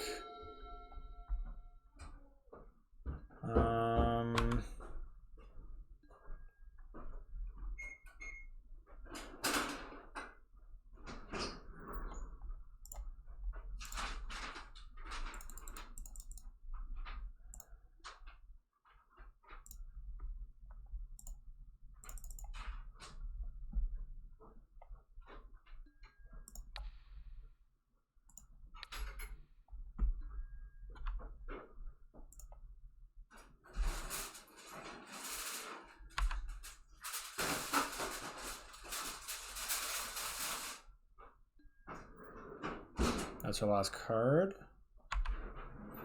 No, one more card left. One more card left. But it shouldn't matter. This should be pretty academic at this point.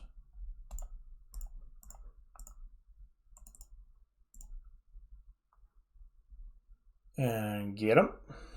Get him dead. Nice.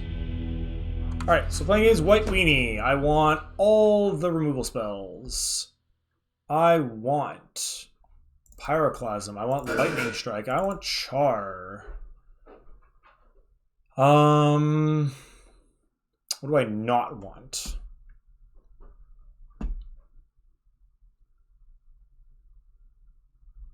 Hey, Jack, how's it going, bud?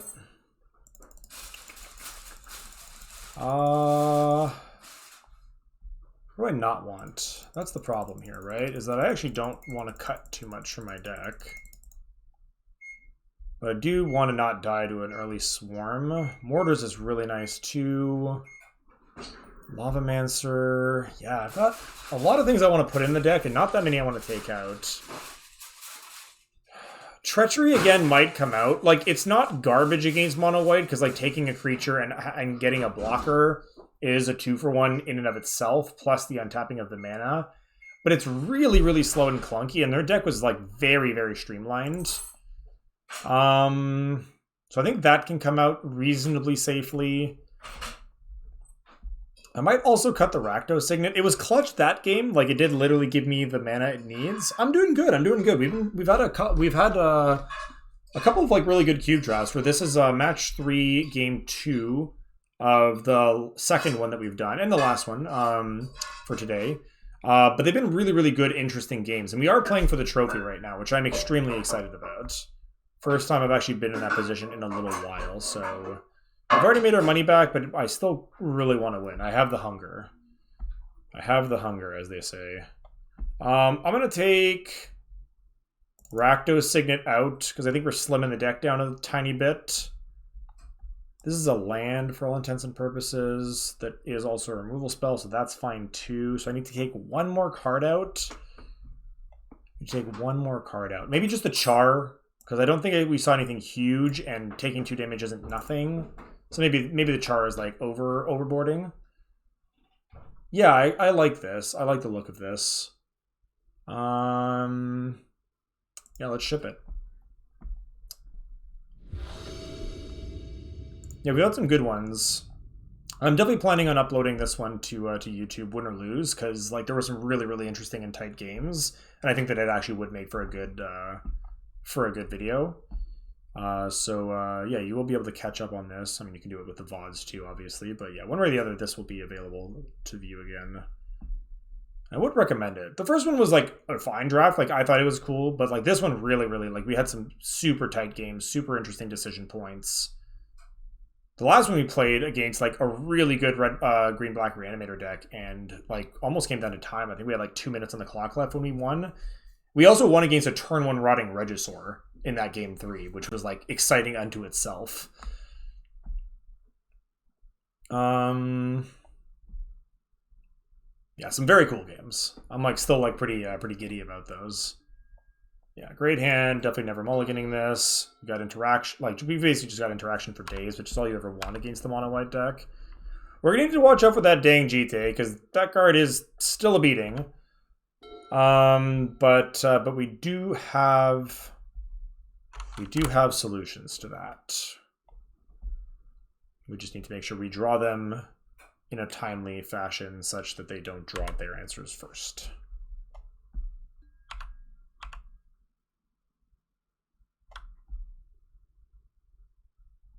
This is a very good addition to the cube. This card is such a pain to deal with. Like, oh, they have to discard a card every time. It's like, yeah, that's fine. So do you to try to get rid of it. Like, you're still up a card and they still get to keep their 3. Like, you're still even on cards and you get to keep the 3/1. So it's less of a downside than it looks. Like, really, the only good way of dealing with this is to put something in front of it that's bigger. Or like an X4 or larger, basically. That's not as easily said as it is, or as easily done as it is said. Blah. I think I am going to Lightning Strike it on their beginning of combat, though, just to tap it down and make them discard a card, because it puts it in the graveyard for my snap at a later point in time. But I'm already seeing myself having to pour, like, an annoying amount of resources into this card. Alright, so let's strike this.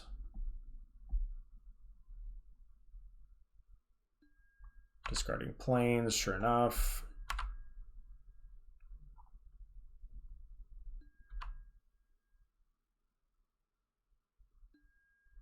Flicker Wisp.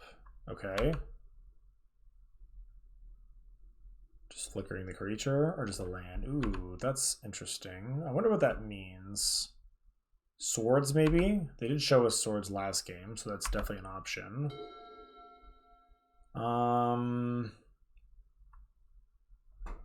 So what's my plan here? Do that. Pass.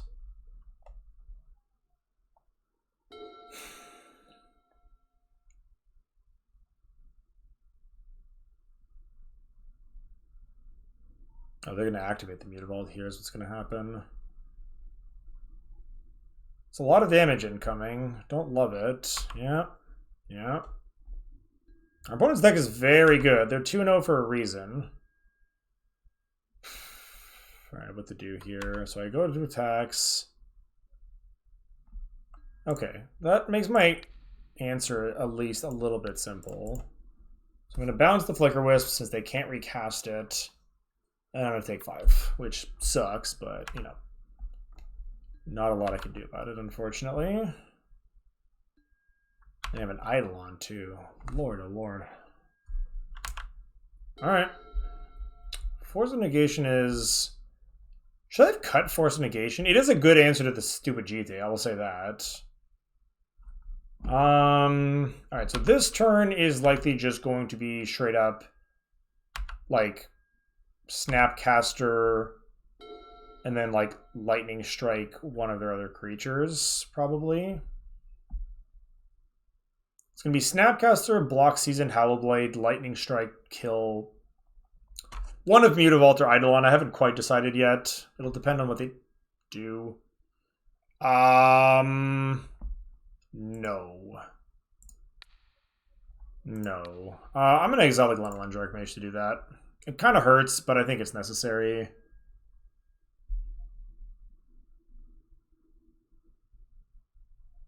Yeah. You are prescient, apparently, Pete. You are prescient. Because that is exactly what wound up happening, isn't it?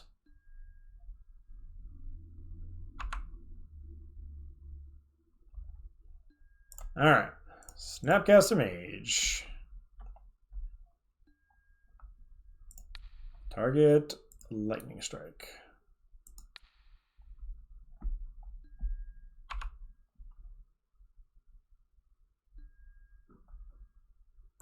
Lightning Strike, the first striker.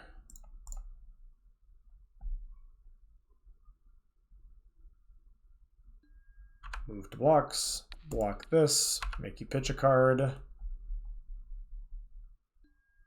Land and Relic Order, sure. I mean, that's a real card at least. It's not a land like last time.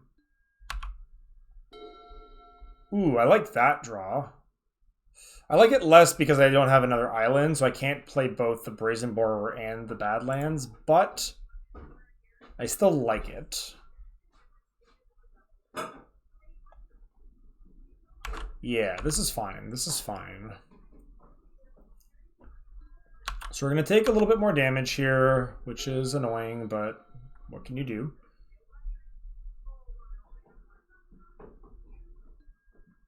Yep.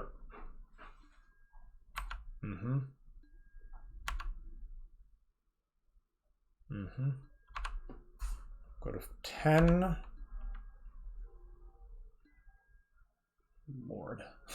So remand that? I'm going to remand whatever they play off of this, tell you that.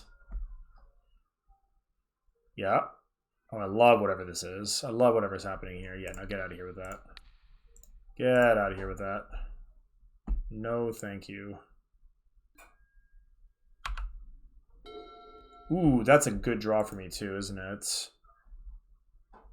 2 cards in hand. One of them's a Flicker Wisp. One of them's a Batterskull. Do I Mortars this now? I kind of want to. Yeah, let's cast Mortars here. Yeah, I like this. This looks okay to me. Both of those discards are good discards here. Sure, yeah, you got it. Alright, and then that gives me kind of reasonable clearance to play the Jace. So we're going to go to 5 here, effectively. So we're not out of the woods yet, but the Jace is going to give me several more bites at the apple, which is nice. Wait, do they goof? Or do they have, like, land Batterskull here?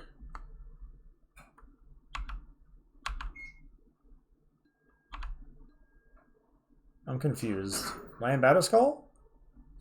What else is your line?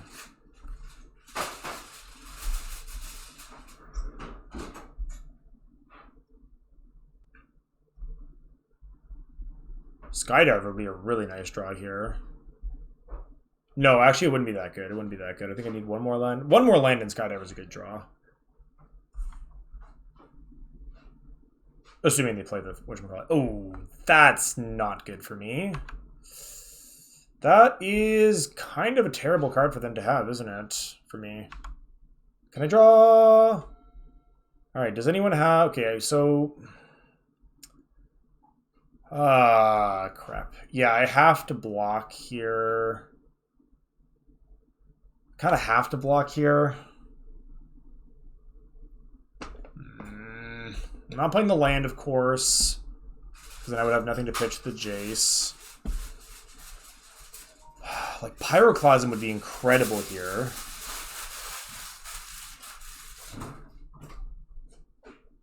Can I... I might actually be able to, can't I? I don't remember how this works.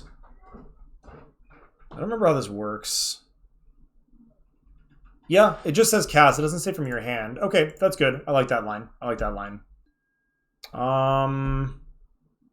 Let's just get rid of the relic, I guess.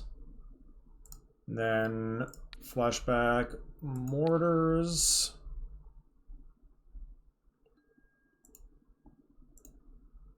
Cast with overload. So now they have to discard Batterskull if they want to save their 3-1. Wow, they actually went for it. Mad lads.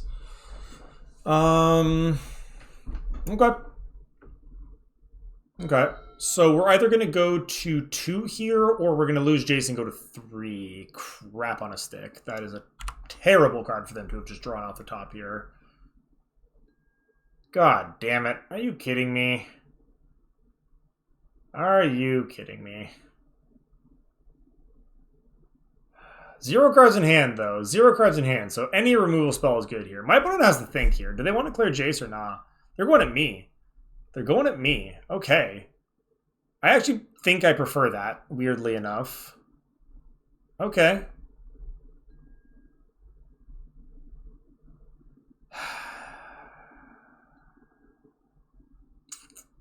Yeah, that ain't good enough, Chief. That ain't good enough. All right, Ripperino. Man, yeah, my opponent's draw was absolute fire. Absolute fire. Yeah, no, Jitte is... This matchup especially, Jitte is a beating. Just a complete and utter beating. I honestly still think we are relatively favored in this game. I also am wondering if I'm supposed to play freaking Maze of It just to fight this stupid Jitte. Like, that might be a thing, but I'm not sure what I would cut. Like, between Jitte, Batterskull, Elspeth, like, I definitely think Force Negation is reasonable in this deck. Maybe I just take out my weird ramp. We just draw our lands just fine, and we just play Maze of Ith instead. Is that nuts? It kind of seems like what I want to be doing. I actually think Maze of Ith might just be better than Coalition Relic. Because taking the turn off to cast Coalition Relic is just essentially like... Feels like conceding, honestly. Whereas like playing Maze impacts the board immediately. I don't have time to be fiddling around with relics. Yep, I actually think this is fine. I think this is fine. Would you like to play first? Yes. That's a keep. That is a stone cold keep. In a perfect world, I don't have to use the Burst Lightning until turn 3, but we will see what happens, because this is probably not a perfect world. Oh man, I want this so bad. I want it. I can taste it. I want it. I want it, chat.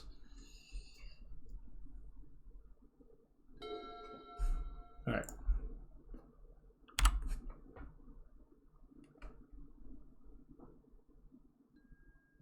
Okay.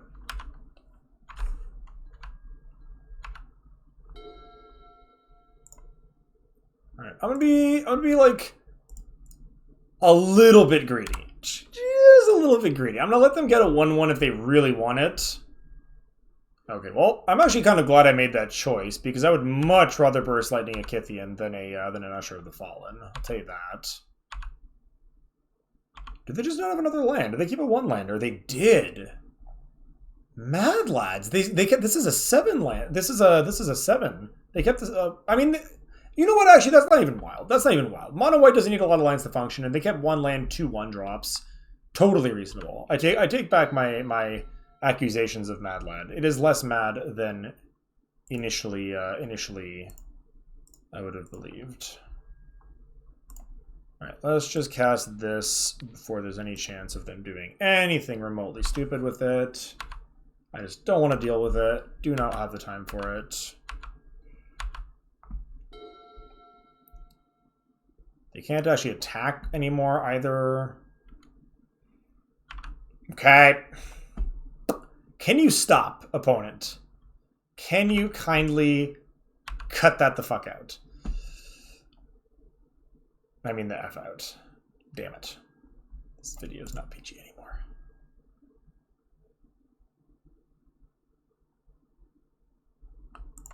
F it. Who needs lands?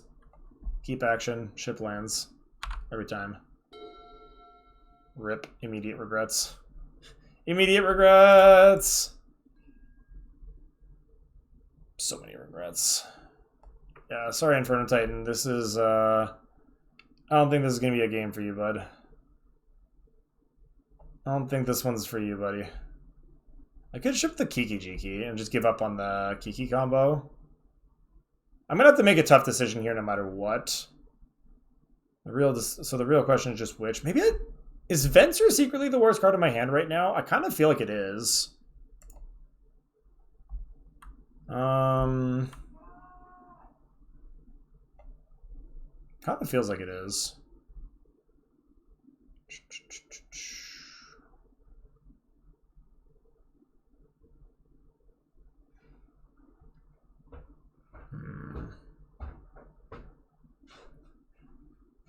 All right.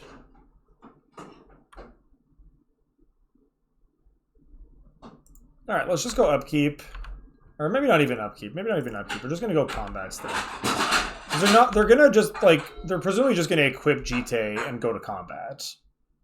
Unless they have something, like, very good. Yeah, that's what I thought. So then we're just going to tap down the Usher.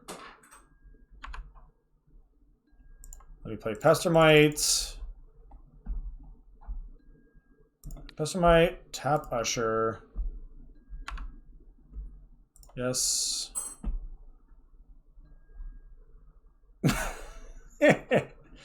I mean, where's the life, Pete? Ooh. Ooh, I want to kill everything here so badly, but I can't do it all.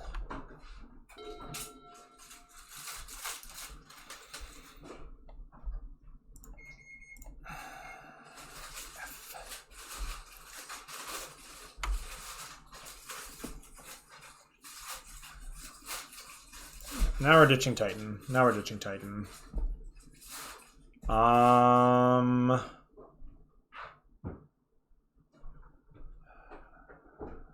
What's the play here, chat? What's the play? I think the play is just Lavamancer.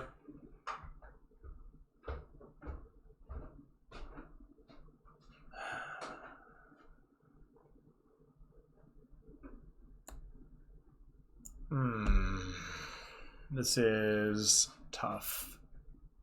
This is tough. I think the play is just Lavamancer and then Mortar's the student. Yeah.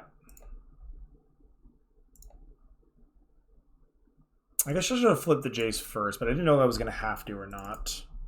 Because now they have the option of killing my Jace with the Jite.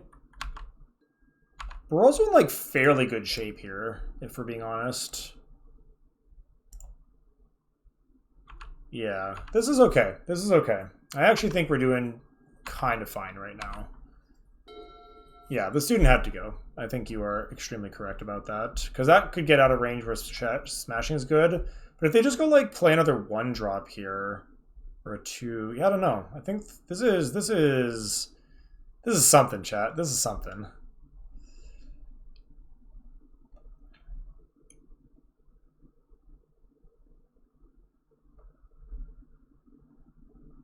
The Jite is still very good on this board, but it's a little overtaxed here, unfortunately, for them. Like, I have so many X ones, but, like, they can't clear them all. And they're probably in a weird position of, like, trying to figure out which ones are, like, the more high threat, right? Like, Jace is very good for reasons. Lavamancer is good for different reasons. Pestermite represents a combo. This keeps spewing out value. All right. Let's see what happens. Mm-hmm. Alright, so that part's easy. Block. Mm-hmm. So they get 2 counters on GT. So they get to kill any 2 X1s or 1 Jace. Their choice.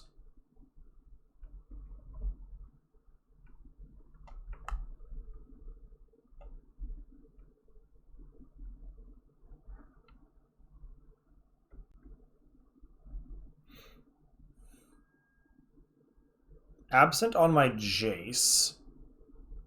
Putting it 1 below the top. Fair. So now you're going to clear Lavamancer and Pyromancer. Fair.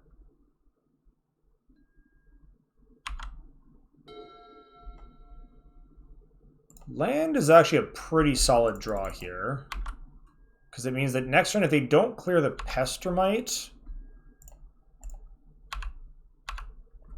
then I just win. Which is pretty spicy. So now that this is going to be very, very interesting as to what their judgment on this is. They haven't done anything yet.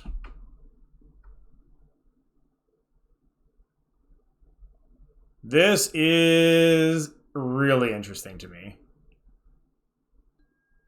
Uh-huh.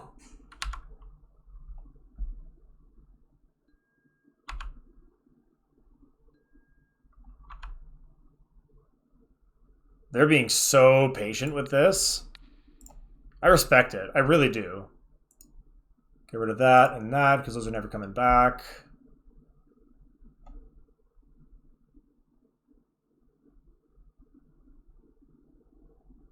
They just let it die, huh? Okay. Well, then I'm just going to recast my Jace.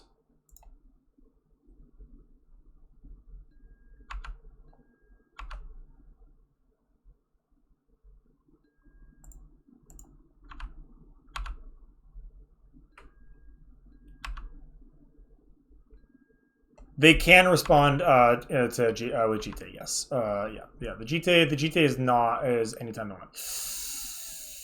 Think we got him, chat. Think we got him. All right, I'm gonna dome him for 2 just for good measure, and then I'm gonna get rid of Venser and Inferno Titan because I can't get those back with any cards in my deck. Okay. I think we got him, chat. They could have, like, Skyclave here, which would suck. But even then, the Jace is, like, still kind of threatening. So, like, I don't know. They do have the Skyclave Apparition. Damn it. Do they go after Jace or the Pestermite? That's the next question. Damn it! They do go after the Jace. Wow. Or after the Pestermite, I mean. That's a really heads-up play by my opponent. They don't know I have the Kiki Jiki, right? Unless my opponent's in the chat ghosting, I suppose. But I'm not going to assume that. On account of it's not a particularly reasonable assumption, frankly, but...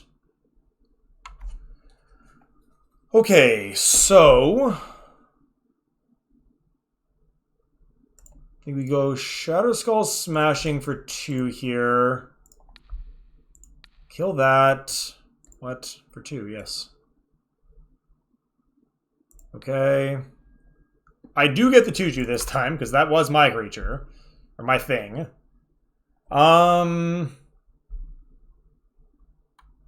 There's no real advantage to flipping the Jace here that I can think of. Maybe I do anyway. Definitely gonna go to combat and attack.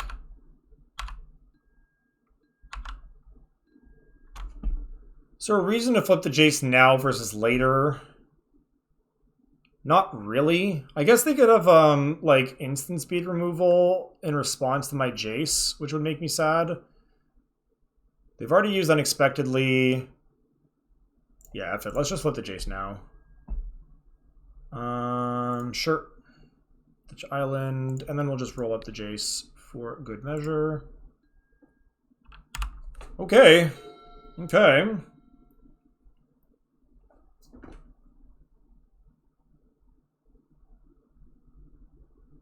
Man, what an absurd game this has been. These have been just like, yeah, all 3 matches that I played with this deck have been so intricate and so interesting. Finks. Okay. Finks is a pain. Buys them a lot of time. Like a lot of time.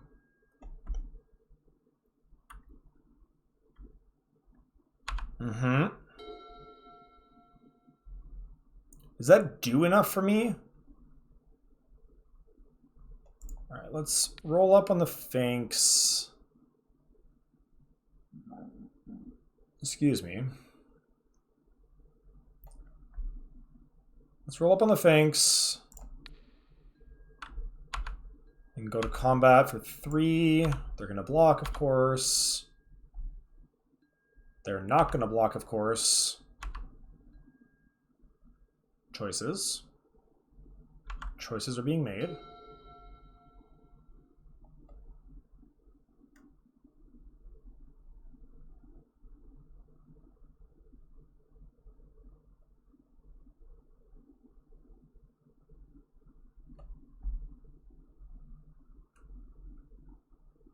Vault. Parallax Wave. Yikes. That's good here. Damn, man. Like, their deck is just firing on all cylinders. F.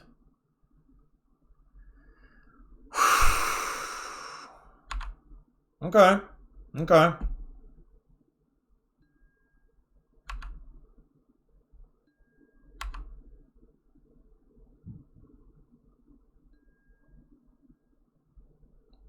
Untap.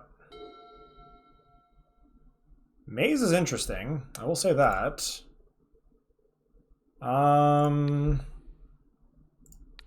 Maze does, thankfully, now null the GTA threat. More or less indefinitely. So there's that. I assume I go to attack. My opponent just exiles with the Parallax Wave. Yep. That scans. Mazavith as my land for turn. And then what am I recruiting for exactly here? I could recruit for Snapcaster Mage. I could recruit for Skydiver. Actually, yeah, let's get Skydiver again. Skydiver was good the first time. It's probably good the second time.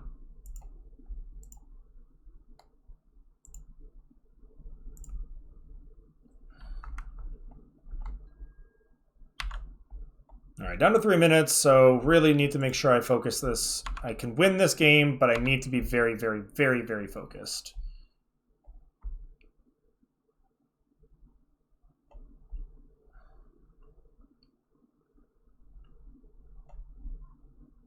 So yeah, see you in a couple minutes, chat. I mean, I'll probably glance every once in a while, but I basically cannot give up any real seconds on my clock right now.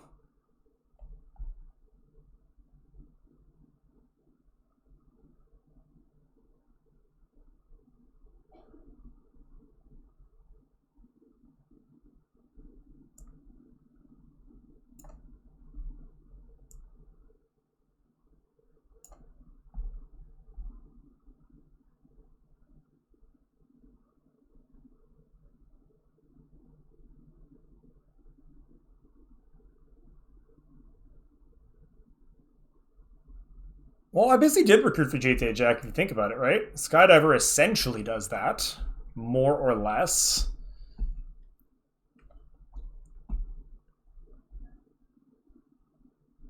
I just need to close this flipping game. Problem is I may not have enough time. I'm very, very worried about this. This Sphinx is like bizarrely obnoxious because it can just like, it's just gonna like gain a bunch of life. Because if I were my opponent, I'd probably Parallax Wave my own Sphinx at some point. Just so that when it came back in, it gained me another couple of life and like kept clogging the ground up. The Jace emblem is not going to get me there, unfortunately. So I will have to find a different solution, I think. Yeah, the Telepath Unbound emblem is good. Like, it's mill 5 every time you cast a spell, which can definitely get there, like, in a game of Limited, but I just don't think the game has played out such that that's going to be relevant here. I could be wrong. But I expect, with my opponent at 6th, for combat damage to be more relevant. Yeah, that's the thing. Like, I think we're really, really, really close to turning the corner, but my opponent is also very close to stabilizing. And so there's a lot of tension right now as we kind of jockey for position here, I think. Having the Mazavith be a hard counter to GTA is very relevant.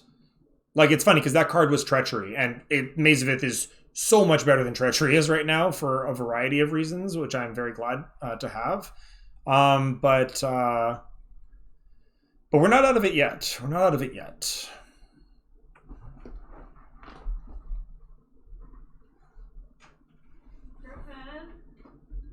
Oh, Maze might be Relic, but even then, that's still, like, good. Val, I am about to time out of this game, but I'm also very close to winning it, so unless it's, like, an emergency, I need you to, sort it out, as it were. Sorry if you're almost done. Yeah, pretty much. One way or the other, almost done, yes. Jace. Okay. Sure. So, maze that. It's actually kind of funny. Mazing that saves more damage on Jace, but actually gives them a mana back. That's sort of weird. No blocks, no point.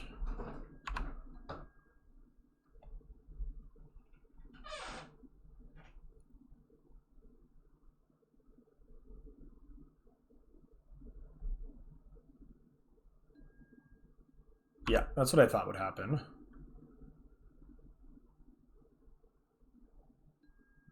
And a flick. Oh no, that's so bad for me. That's so bad for me. Wow, my opponent's deck is nuts, and they are like really good at finding these lines. Yeah, so I got baited a little bit there. I actually got baited into amazing that instead. So is this just a loop? Wait, is this a loop? I actually can't tell if my opponent has demonstrated a loop or not. I think they have, to some extent. No, maybe not. But just a lot of value. Just a lot of value.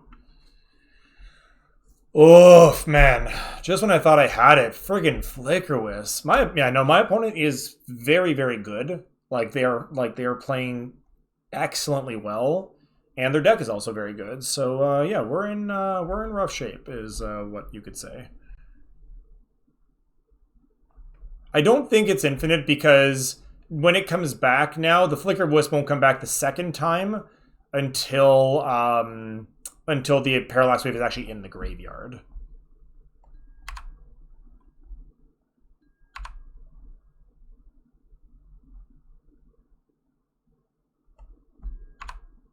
Wait, I'm incredibly confused. Where did the thing go this time? Why did the things disappear a second time? Oh my god, my opponent's back to 10? Are you kidding me? Alright, whatever, dude. Skydiver, Castle Kicker. Done. This is only creatures, right? Yes. Yeah, Steal the Jite, yes.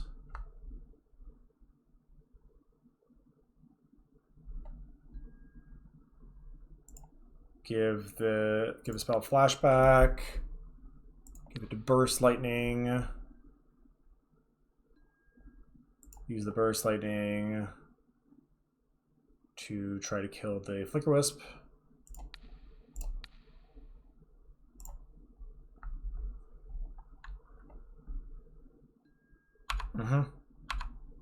That's fine.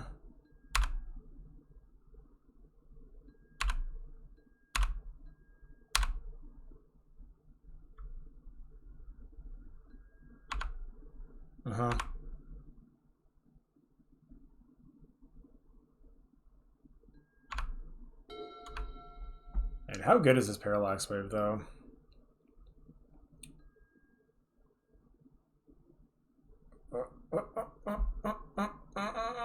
Okay, I guess.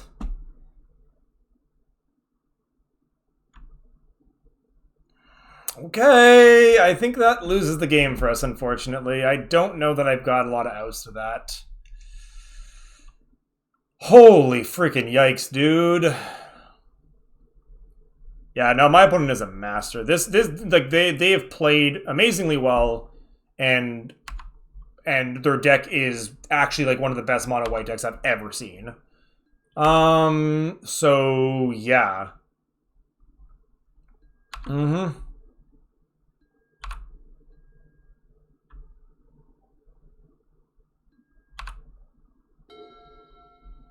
Sure.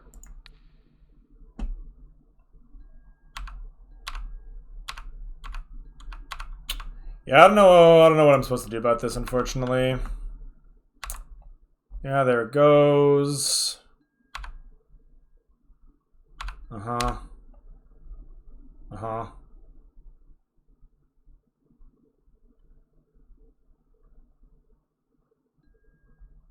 Yeah, so they're actually going to flicker their GT back to their hand, too, which is, like, really good for them.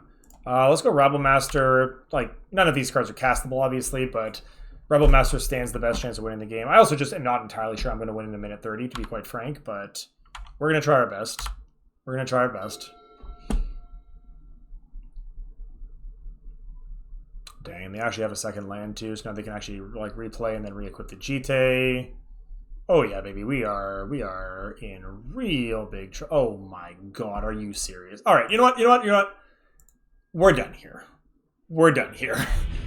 Good job, opponent. You drafted a masterful deck and played very well, and there's really not much else I can say about that. I am, of course, heartbroken that that wasn't a 3-0 draft, but honestly, it was one of the more interesting, intricate, and tense drafts I've played in a very long time. So it's still very memorable and still very enjoyable. But yeah, alas, that is going to be it for me today. No, that was some, like, all of those drafts were just like draw into redraw into redraw, and like everyone just top decking like absolute kings.